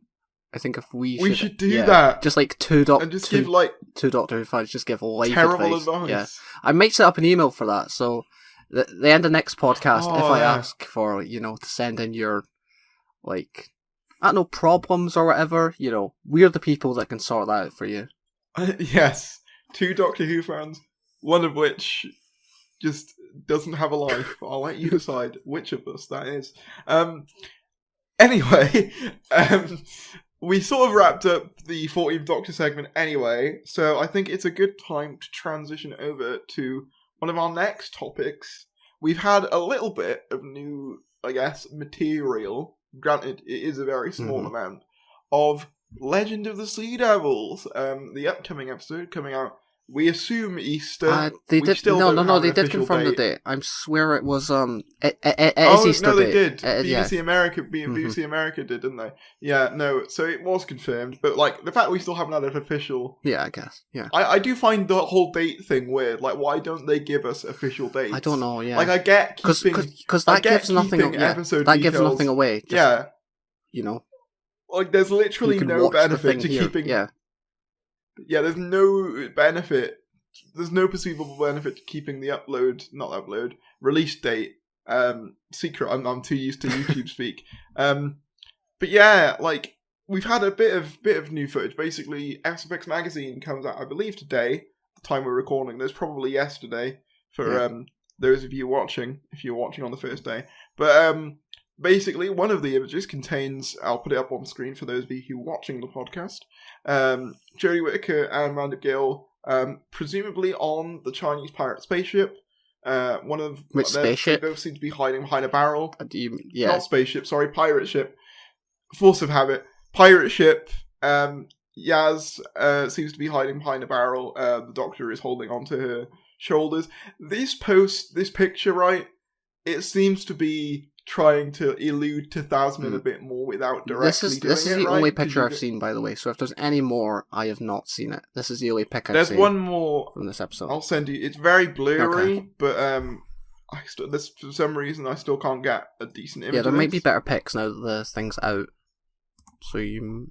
Yeah, well that's what I thought, but there still doesn't seem to be anyone releasing high quality ones, but there's this one, which... if you look very, very close, well, I say very, very, it's not like super obscure, but like you can kind of tell it's been blurred. But if you look here, yeah, I did see that. Yeah, these are the two. So one of them is, as I said, Jodie like behind barrel. They seem to be trying to go for the whole Thasmin thing of them getting closer, like. I feel like that's a bit of a stretch there, but yeah, like they probably will address, expand a bit on Thasmin. I definitely think they're trying to tease that side of the community a bit, right? With 13. Maybe, I mean, to me that picture kind of came across as no different to the set photos they released from like the episode Rosa. I mean, I'd agree, right? But like, Twitter was like for that day when they dropped like Thasmin. I was like, yeah.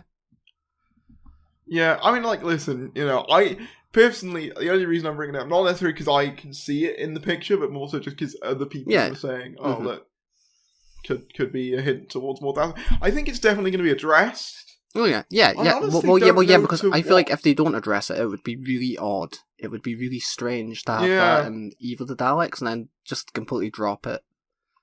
Especially now, because what I will say about Legend of the Sea Devils, right? It is now, we're entering penultimate episode time.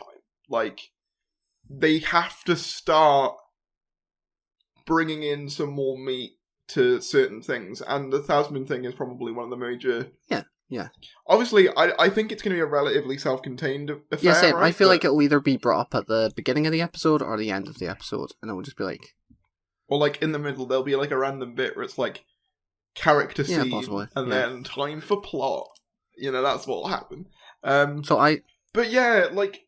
the second... Oh, yeah, no. I was going to say that I have not... Like, looking at the second image now, you were speaking to me about her having a new costume, and I was not aware of it, but yeah, looking at the image, it's very apparent that, she is wearing something different. Yeah, she does. I'll see if I can put the other image in the chat for you. Also, she's almost wearing like a purpley kind of shirt. With all red marks on it. Yeah. Yeah, no, I've definitely seen the picture of them hiding behind the barrel. Yeah. Yeah, I'm just putting it there just for my own benefit.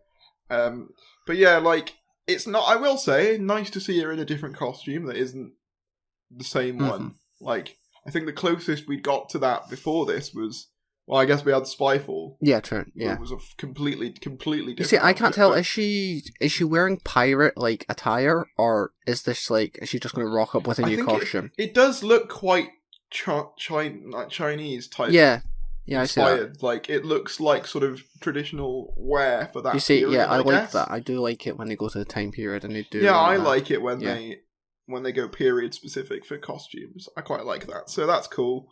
I'll say, like, obviously we see a bit of the ship's design there. Yeah. Look quite cool. Obviously inspired by the period and inspired by the place of the world they're in. I am genuinely, like, the thing is with the Chibnall era I do quite like as a concept is when they explore more sort of unknown parts of history. I agree with that. And I definitely say, like, Chinese pirates is not a part of history. Yeah, because aware of. Obviously, I'm saying Chinese pirates. There probably is like a proper name for the pirates, but I just don't know what to call. Sure. What they are. They are like focusing on like a particular like famous figure, like. But I'm not 100% sure of who she was. Yeah, but I think they're going to go into. Yeah, but I think that's what's good about the Chibnall era, at least like conceptually, is that it does educate people. Yeah, I'd agree. Yeah, in that respect. I like that it goes for more. I also just like figures. I also just like that we are like branching out. Like it's not all just British history because, well, it wouldn't be, you know. Well, the thing is, like the history they tend to go for in Doctor Who, at least it's always just Victorian times. You're like, but it's not even just that though. It's just always characters that we all know anyway, like Queen Victoria, Charles Dickens. People who. In Britain, we're all intimately familiar with and have an understanding of, like, how many, like, book reports have you had to write on, like, Shakespeare stuff. I say book reports, like, like, essays have you had to write on Shakespeare, or, how many times have you covered Victorian London in, like, school? Like, they're parts of history that we're all familiar with. Whereas something, like Rosa Parks, I got taught about, I got, like, 1920s and 30s America and, like, sort of, in fact, the civil rights I stuff, think I learned about Rosa Parks and, like, religious studies, actually. Okay, well, I did do, like, America around that time, but it was more broad. We did, like, obviously, I don't even know if I could say this on YouTube, but, like, the KKK and that sort of thing. We covered that in history and that sort of stuff. But, like, yeah, and I guess as well, like, Nikola Tesla. Like, I didn't know much about him before that episode. So that was cool. So, yeah, I like that conceptually. I will say, like, looking more into it, they are a bit, like, one-dimensional, I would say, but then I guess it's more for kids and it's got that educational value to it. I think it depends. I think some of them have really worked, and I know, like, a lot of people do think that the strongest element from the Chibnall era is the historicals. Which I can see, I definitely see that. I do just think there are bits of them where it's like, mainly from the villain aspect, where it's like they've just kind of like implemented like this is the monster of the episode or this is the bad guy, and it kind of takes away a little bit, at least for me, from the actual historical event. Yeah, and I think it worked quite. I would say for me the strongest one, as in like an actual historical, educationally one, would probably be the Nikola Tesla one for me personally, like. Because it's a fun Doctor Who episode, and it also taught me a bit about someone I didn't know much about, and I also thought Goran Visnjic, I think that's his name, did a pretty great job as Tesla he was great. Well. I thought he did a good job. And I thought, I liked how they tied the monsters into the message, even though, I personally thought that it was just a bit babied down, because I felt like it was just... no, but I find that about most of them, and I think that's the least, well, not least, but I think... It definitely has that element, but I still was able to enjoy that one more than the others. Yeah, that's fair. It's definitely like one of the stronger ones. It would definitely be, if it was in like the Russell era, it would be like a mid-episode, right? But because you hate Chibnall, I see it era. as... like, it's one of the stronger ones of this era for me, I would say. Yeah, that's fair. Yeah, personally. That's fair. Yeah. But no... I don't really have much to say on the Legends of Sea Devil stuff, because it's like... they haven't really given us much, and we know that it's not really a time that I particularly know about, and we already know that the Sea Devils are back. tying sea devils into pirates in itself is a cool idea, though. I will say, like, that makes a lot of sense. I think this episode is going to look great, like just aesthetically, like the sets, like the actual sea devil design, and just costume wise, it just all looks like it really gels well together. It just looks really nice. Yeah, I am interested to see, like, the most thing I'm most excited about for this episode is just seeing how the sea devils look properly. Because, like, obviously we've seen clips and images of them, but, like, to see them in the full episode, I want to see them in action. I think that's going to be fun.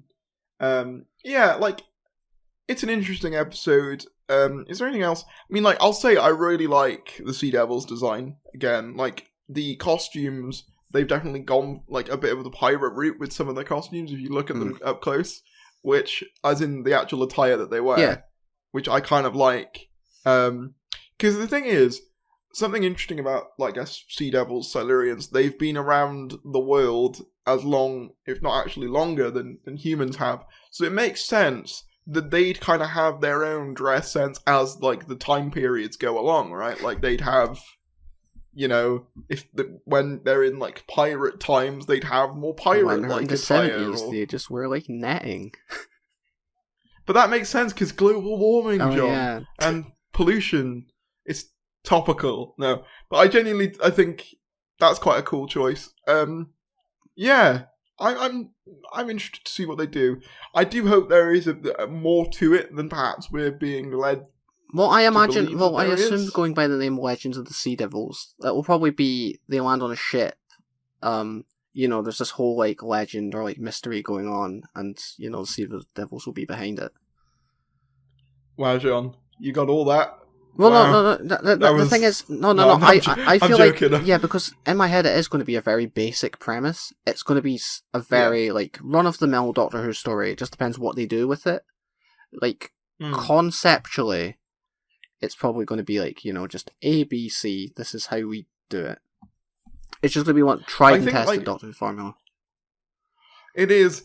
Part of me does struggle to get hyped for this episode because it does feel like it's another Chibnall Doctor Who episode. And it's not co-written by someone. A big episode. Is it?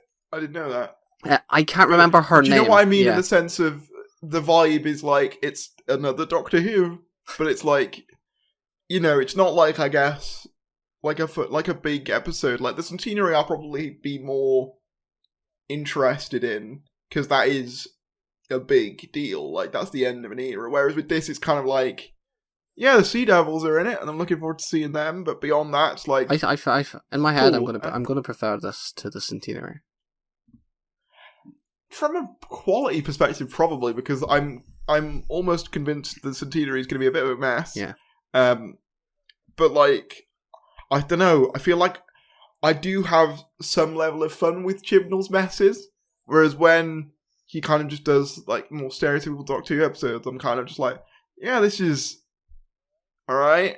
You know what I mean? It's like, it's kind of like the difference between, like, Eve of the Daleks and, I guess, like, Revolution. Like, Eve is probably a lower stakes, more, I guess, smaller scale Doctor Who story. I suppose, but the reason that I'm like, your favourite from, like, Flux was War of the Sontarans, right? And it's like, that was essentially a historical episode bringing back a pre-established Doctor Who villain, and I'm like, okay. And also, the Angel one for me is another highlight from Flux, where it's like that's similar concept to this.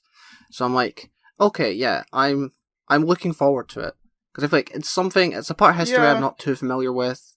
It looks pretty cool. Sea Devils, always been a fan of them. You know, I feel like all the pieces because we know so little about it as well. Because we know so little, it's like, there's Sea Devils, and there's pirates, and that's about it. I'm surprised we've went on about it as long as we have, to be honest. Yeah, like I am as well, but I think it's just because I haven't really spoken about it at all, really, because I just haven't had a lot to say. I covered it at the time. That was a bit it. Well, I talked about it briefly in I did like an Eve of the Daleks review, a couple of days after that came out, and I mentioned the Sea Devils and how cool they look, but I didn't have much else to say beyond cool. Yeah. You know, like, and I think, it has the potential, like with every Chibnall episode, the premise has the potential to be great. It's just the execution I'm always a bit like, you know? Yeah, like, that's my closing thought, basically. The idea of Sea Devils meeting pirates and there being some sort of treasure, cool concept. Will it be good? I don't know. I hope so. I hope it'll be decent, but yeah. I can't remember what we had next lined up. I think it was... Well, speaking of Chris Chibnall, natural transition. Yeah, very good. Yeah, well done, yeah. It was his birthday yesterday, as we're recording this. Oh, yeah. Happy birthday, Chris Chibnall. Yeah. I hope you had a nice day. Which, by the way, can I just say, anyone insulting him on his birthday, being like, I hope he has a terrible birthday, grow up, man. You're just a dickhead at that point. Yeah, grow up. He wrote something that you didn't like, but he's just a guy at the end of the day. It's the similar thing with Chris Eccleston, like last week. It's like, he... Come on. Just let the guy live. Yeah, like, I'm not... As I've sort of alluded to a lot in this podcast, I'm not a big Chibnall fan, but I'm not going to, like, insult the guy on his birthday. All I did was, on his birthday, I made a joke being like, I hope Chibnall enjoys his as-yet-uneaten birthday cake, which is obviously a meme. But, like, you know, I genuinely... I wouldn't personally insult the guy, because it just feels a bit... It is a bit mean. And, you know... And, like, I think that's the same for any showrunner or any creative on the show. Like, it just feels unnecessary to be like, oh, I hope your birthday sucks. Like, really, man? Mm-hmm. Like, we're doing that. But anyway, we thought since it was the birthday of arguably the most creator controversial of Doctor Who creative, and the creator of Doctor Who. I saw you tweet that. I was just like, I don't even know how to respond. But yeah, no, what was I saying? We were planning on... Since it was his birthday, we were planning on talking about our favourite episodes that he's written, mainly in his era. I think we were going to do... So we're doing ones that he's written and not, like, just from his era. Yeah, I was going to say he's written because it's his birthday, isn't it? Oh, so... alright, well, I'll need to get rid of my original one, which was Demon Stand. Okay, I forgot, yeah, I forgot Demons wasn't his, to be honest. Do you want me to start? Sure. Because mine is already... I've already got mine. So my favourite Chris Chibnall script that he's done for the show is Doctor Who Flux's War of the Sontarans. This is like the one Series 13 story I could rewatch without thinking, oh, this is where it ends, kind of thing. Like, it's a really fun romp. I like the Sontarans in it. I love the idea of them being like stand-ins for like Russia in history. I think that's a really neat little idea, you know, them sort of injecting themselves into these time periods. I think Jodie gives one of her stronger performances in this episode. I think actually the Sontaran dialogue's on point. Yeah. I think they genuinely They've found the perfect really balance between like them being like the warriors as well as like being a kind of goofy. I mean, I think they concept. go a bit over in the Vanquishers. With, I don't mind the chocolate thing. I think the chocolate thing's kind of funny. But before that, you know, we had War of the Sontarans, which genuinely I think gets them pretty damn well. I like, I guess like the whole thing with we get introduced to Swarm Azure and Thingy Passenger in this episode properly, and that was the best they were handled. Tend to use. Yeah, that was the best they were handled, and I after watching that episode, I was like, holy damn, these have a really potential to be great villains, like on the level of like the Trickster from like Sarah Jane Adventures or something like that. Like a really, really powerful threat for the main character. Didn't really pan out, but they made a strong impression in that episode. I thought Vinder's introduction was solid.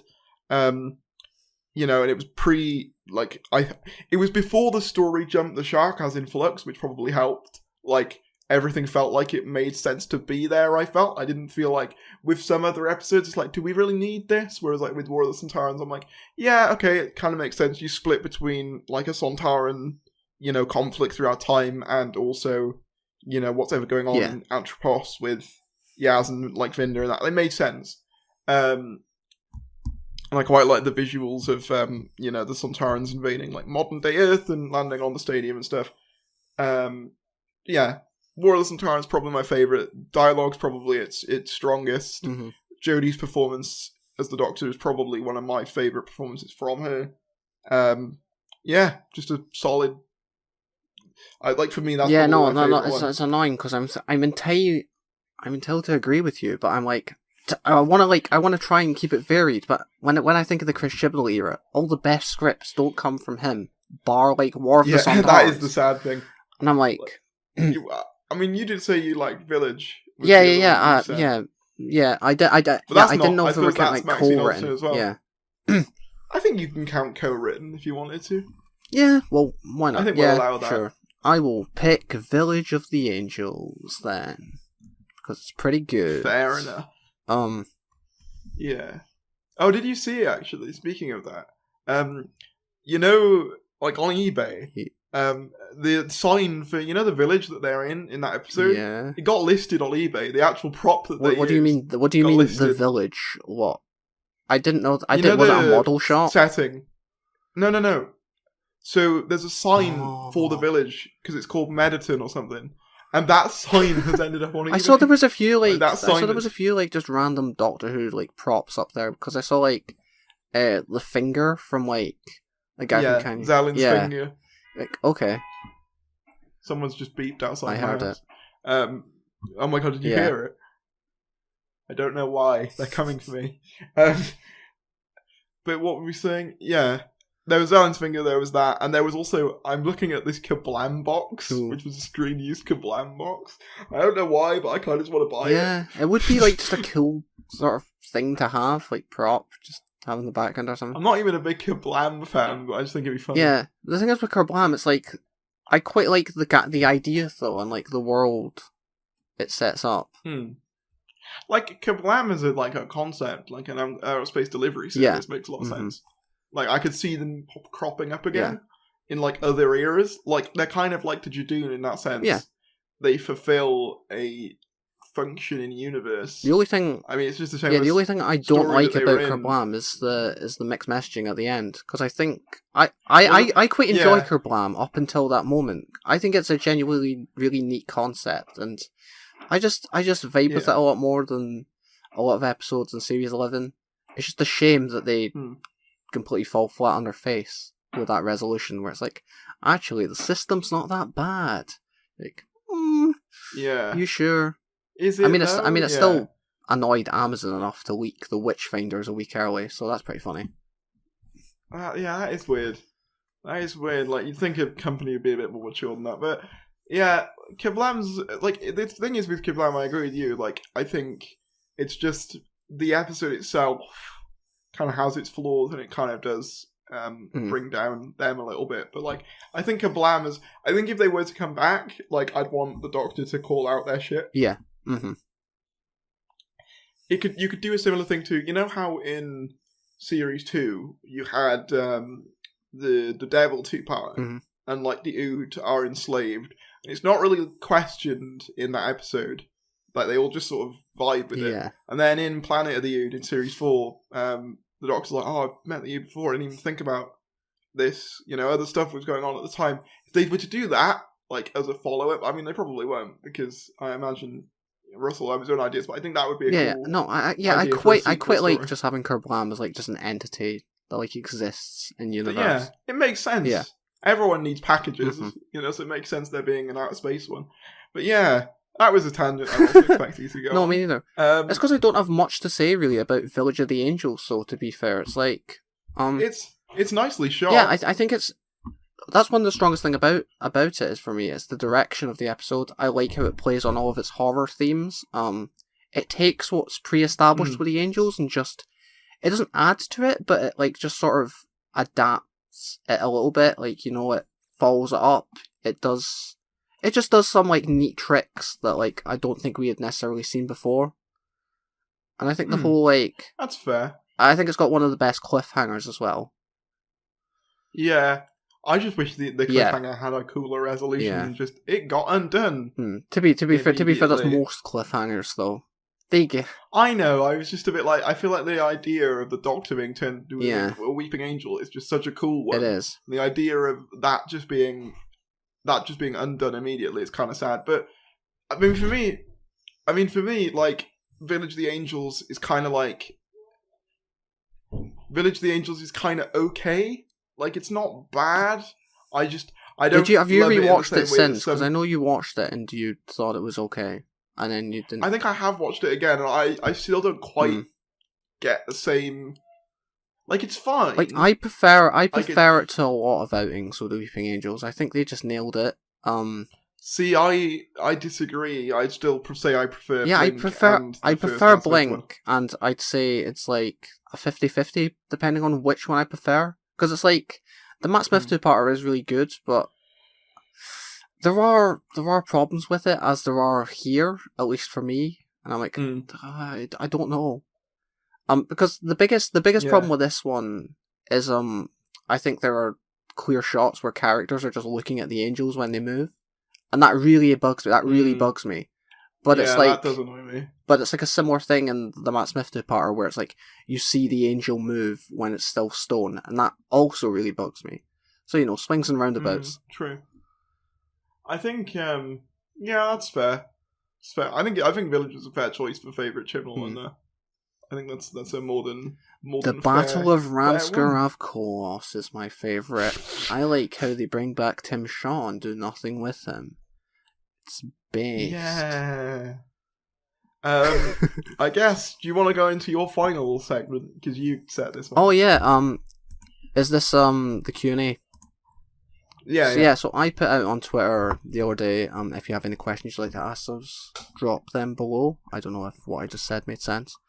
Yeah, no, it made sense. Yeah. And yeah, we're just going to do a little Q&A segment going through some of your questions.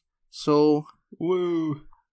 Jeb, the sociopathic Bush, asks, what would be the ideal first villain for the 14th Doctor to face off against, and why?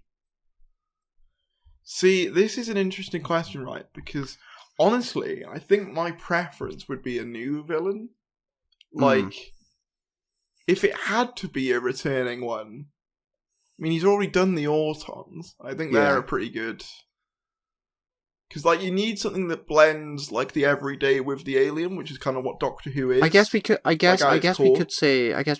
slightly change the question and be like, first pre-established villain, as in, like, the first time they come up against something that's, exists within universe. Because I think I'd agree with you in, I would like an original big bad, as opposed to... I'll tell you what would be a neat one, right? Mm-hmm. The Boneless from Flatline. Yeah, nice one. Yes. They'd be an interesting one to come back. I think they'd be an interesting challenge for a newly formed Doctor, especially.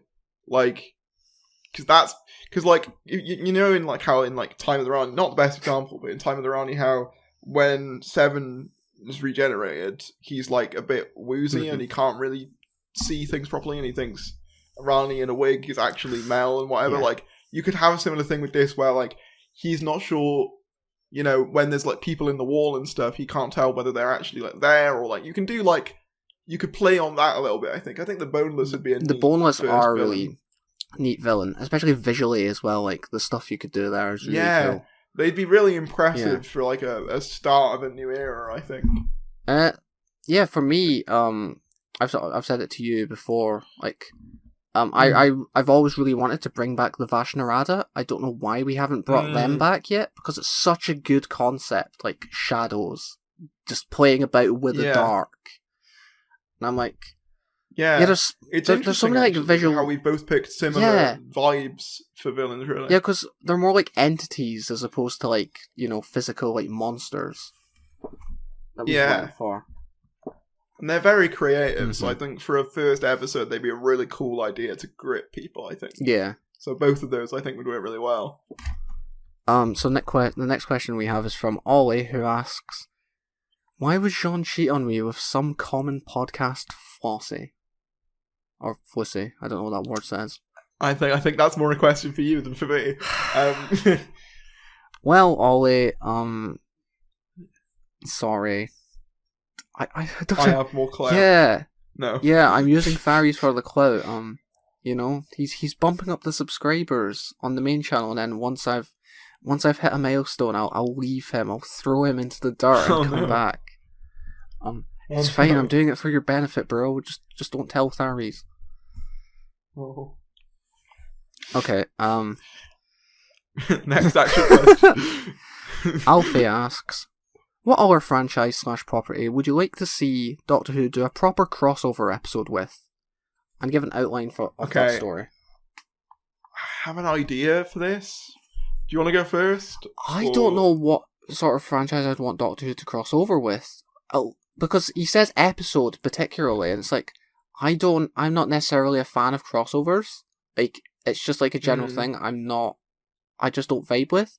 I think if it was like a game or something, then, I'd be a bit more lenient with it. But, yeah, I don't know. I don't know what sort of thing I'd want Doctor Who just to show up in. I find the whole idea a bit cringe. That's fair. If there had to be one, though, I kind of feel like... Can you imagine, right? Especially with Capaldi. Imagine a crossover episode with Doc Brown from Back to the Future. Like... You see... Imagine those two together. Yeah, that would be great.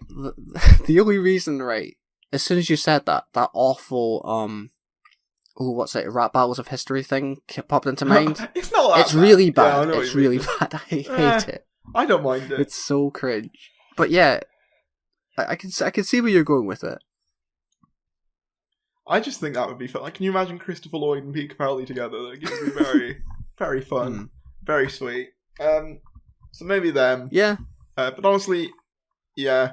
I'd have said before Harry Potter got tainted, maybe do, like a few years ago, that might have been a good one to do. But yeah. I don't know how it would work, but...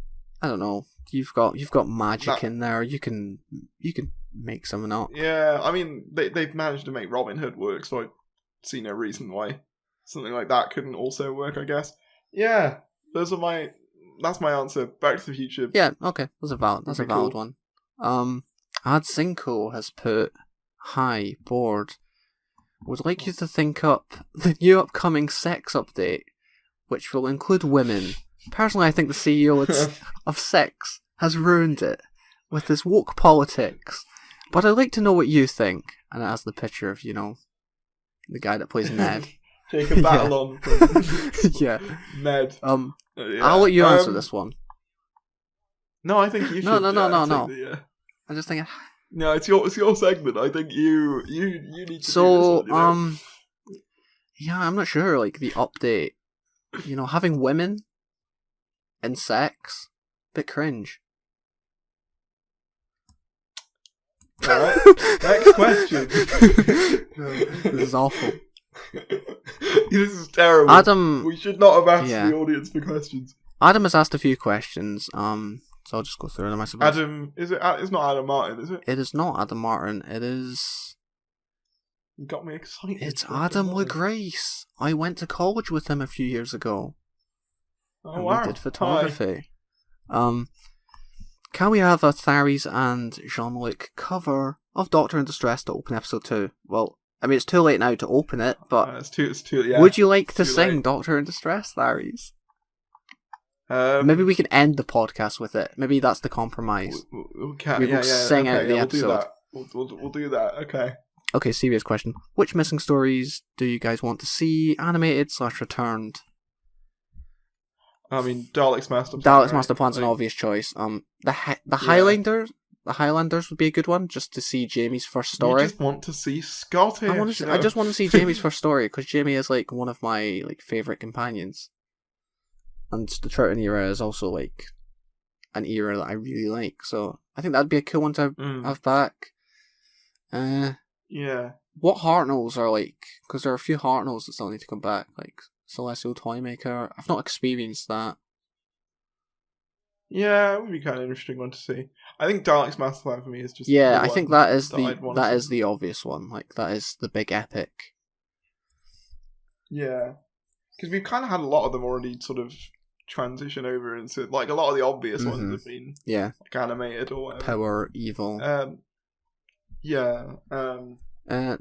I really like the Galaxy 4 animation, as an aside. I thought it was a good animation. Yeah. For a story that's not it's a bit of a throwaway story. But yeah, I think they did a good job with what they had of that. Yeah, I agree. Favorite seasons of Doctor Who, of all Who. I guess if we're talking modern and classic. Yeah, I'll give one of each. Okay, yeah, you go first. For classic, it would be between. Oh, should I even do between? It'd either be season 5 or season 26. Okay. I'm leaning more towards season 26 because I do really love Oh no, what's his? I forgot his name. Curse of Fenric? No, not Curse of Fenric. I forgot. Yeah, that's it, McCoy. I really enjoy McCoy's final season. You forgot McCoy's name. I just had a blank moment. That's fair. Yeah, there just isn't a bad story in it for me. I think they're all, and I mean, Curse of Fenric is like one of my all-time faves anyway. I would give that a 10 out of 10. It is good. Mm-hmm. And then New Who? And New Who is probably a bit of a boring one, but series 1. Fair. No, that's fair. It's just, it is just like a perfect, well, it's not a perfect run of stories. Maybe nostalgia is clouding it a bit for me, but it is like, it's just such a strong series of stories. I think it's one of the best like arcs that we've had. The characterization. I was expecting you to pick. Yeah, I was expecting you to pick either series 1 or series 4. Like, for me, I prefer my top 3 seasons of New Who are series 1, series 3, and then it's between series 4 or 9 because I'm one of those people. I don't get that, but I don't know what it is. I rewatched the Capaldi era like a year or two ago, and it's just I don't know what it is. It just connected with me a lot more. Fair. I will say I did start rewatching series 8, and it was better on rewatch than I remember it being, at least from what I saw. So yeah, but I guess me then, I'll start with Classic Who as well. For me, it's between either season 12, Tom's first, really like that That's one. That's a very good choice. Or season 25. Ooh, yeah. Sylv's second one. Big fan of Remembrance. Yeah, Remembrance, great show. Happiness Patrol, great show. Really, really solid season. I think the only dodge really is Silver Nemesis, and even that I quite like it. I even have fun with I Silver enjoy Nemesis, it. Yeah, so too. I don't even think that's that bad. So for me, it's either that or season.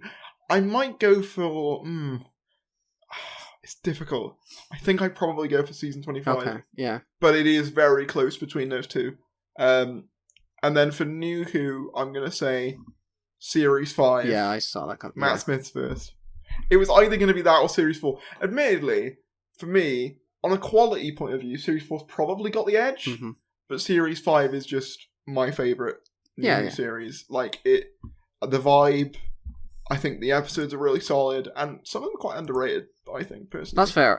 I need to rewatch it, to be fair. I think Matt Smith makes a really, really strong start. Yeah. I think he's the best. He's the best that he is in Series 5, in my opinion. Mm. Like, the fact that he so instantly just is the Doctor, so quickly, and especially coming after David Tennant as well. Yeah. The modern Tom Baker, that's a big task. I mean, to be fair, I think he is one of the strongest openers. With flying colours. By 11th hour is really strong. It's great. So yeah, Series 5 for me. But it is close between that and Series 4, admittedly. Because, to be fair, that period of the show in general, 2008 to 2010... That's when you would have been to me, is probably, quality-wise, that's when they hit their, peak. You would have been the perfect age for it as well. Yeah. Next question. Favourite companions? It's funny how we mentioned this now, because we were having a meme last night, weren't we? Because Joe, Confused Adipose, he posted some of his favourite companions. Yeah. And I replied saying, you missed one with Amy Pond. I genuinely do really enjoy the Ponds as characters. I know Amy's got her flaws. The Ponds, and I know... you know what, right? I'll say, Amy isn't one of my favourites, but I'll say the Ponds are great for Series 5 and a lot of Series 6.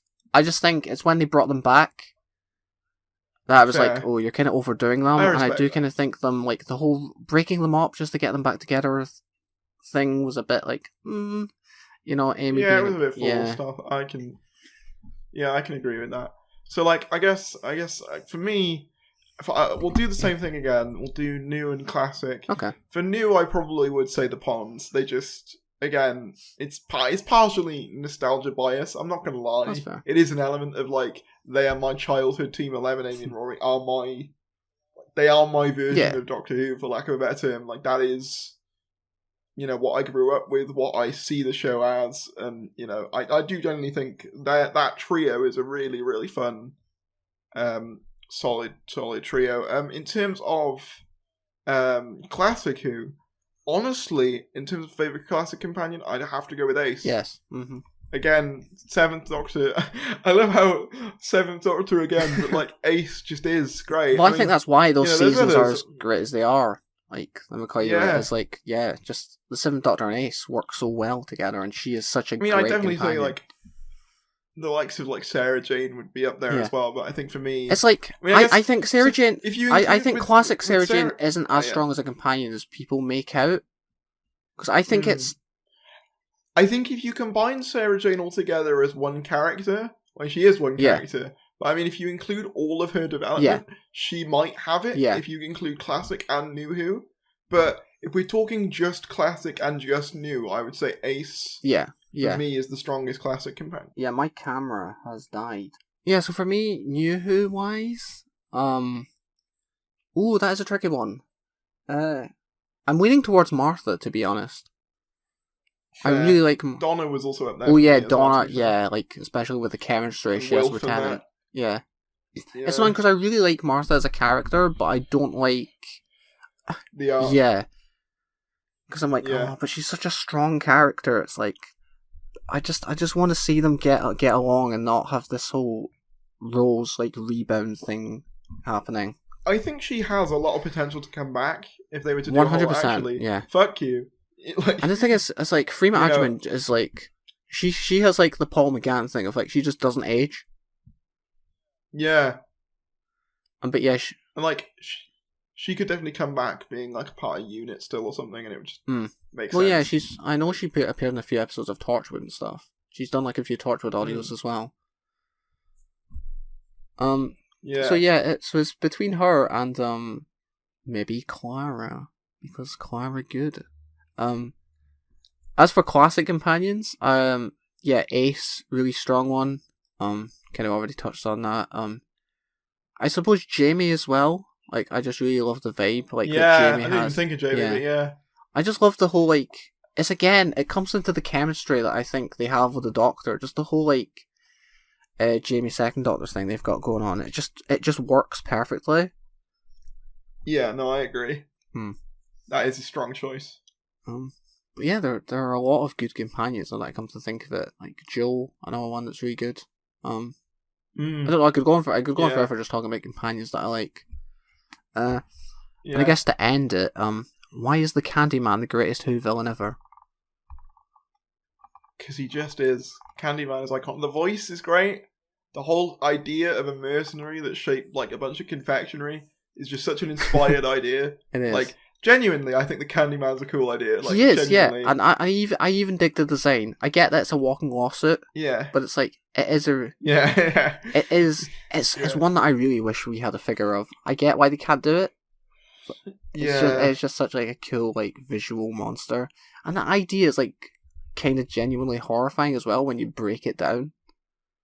Yeah, it's really good, I think. I love the Happiness Patrol thing. Yeah, I think I'd do like a Willy Wonka-esque like episode with the Candyman. I think that'd be really cool. Yeah, that'd be neat. Yeah, I agree. But yeah, do you have anything else you want to say on the cast? On the companions or like anything else on the just cast, in general, just you know. It was a cold, wet night in November. We have to do this. 22 years ago. I don't even know the words. I just know the Doctor. It was a police box in a junkyard. We didn't know where it would go. Fuck, I don't know the rest of the words. Doctor in distress. Distress. That's all that's SOS. SOS. Doctor in distress. Bring it back now. We won't take less. Thank you everyone for watching. We have been the Wild Endeavours podcast. Subscribe, follow us on Spotify. Bye. Whatever. Goodbye.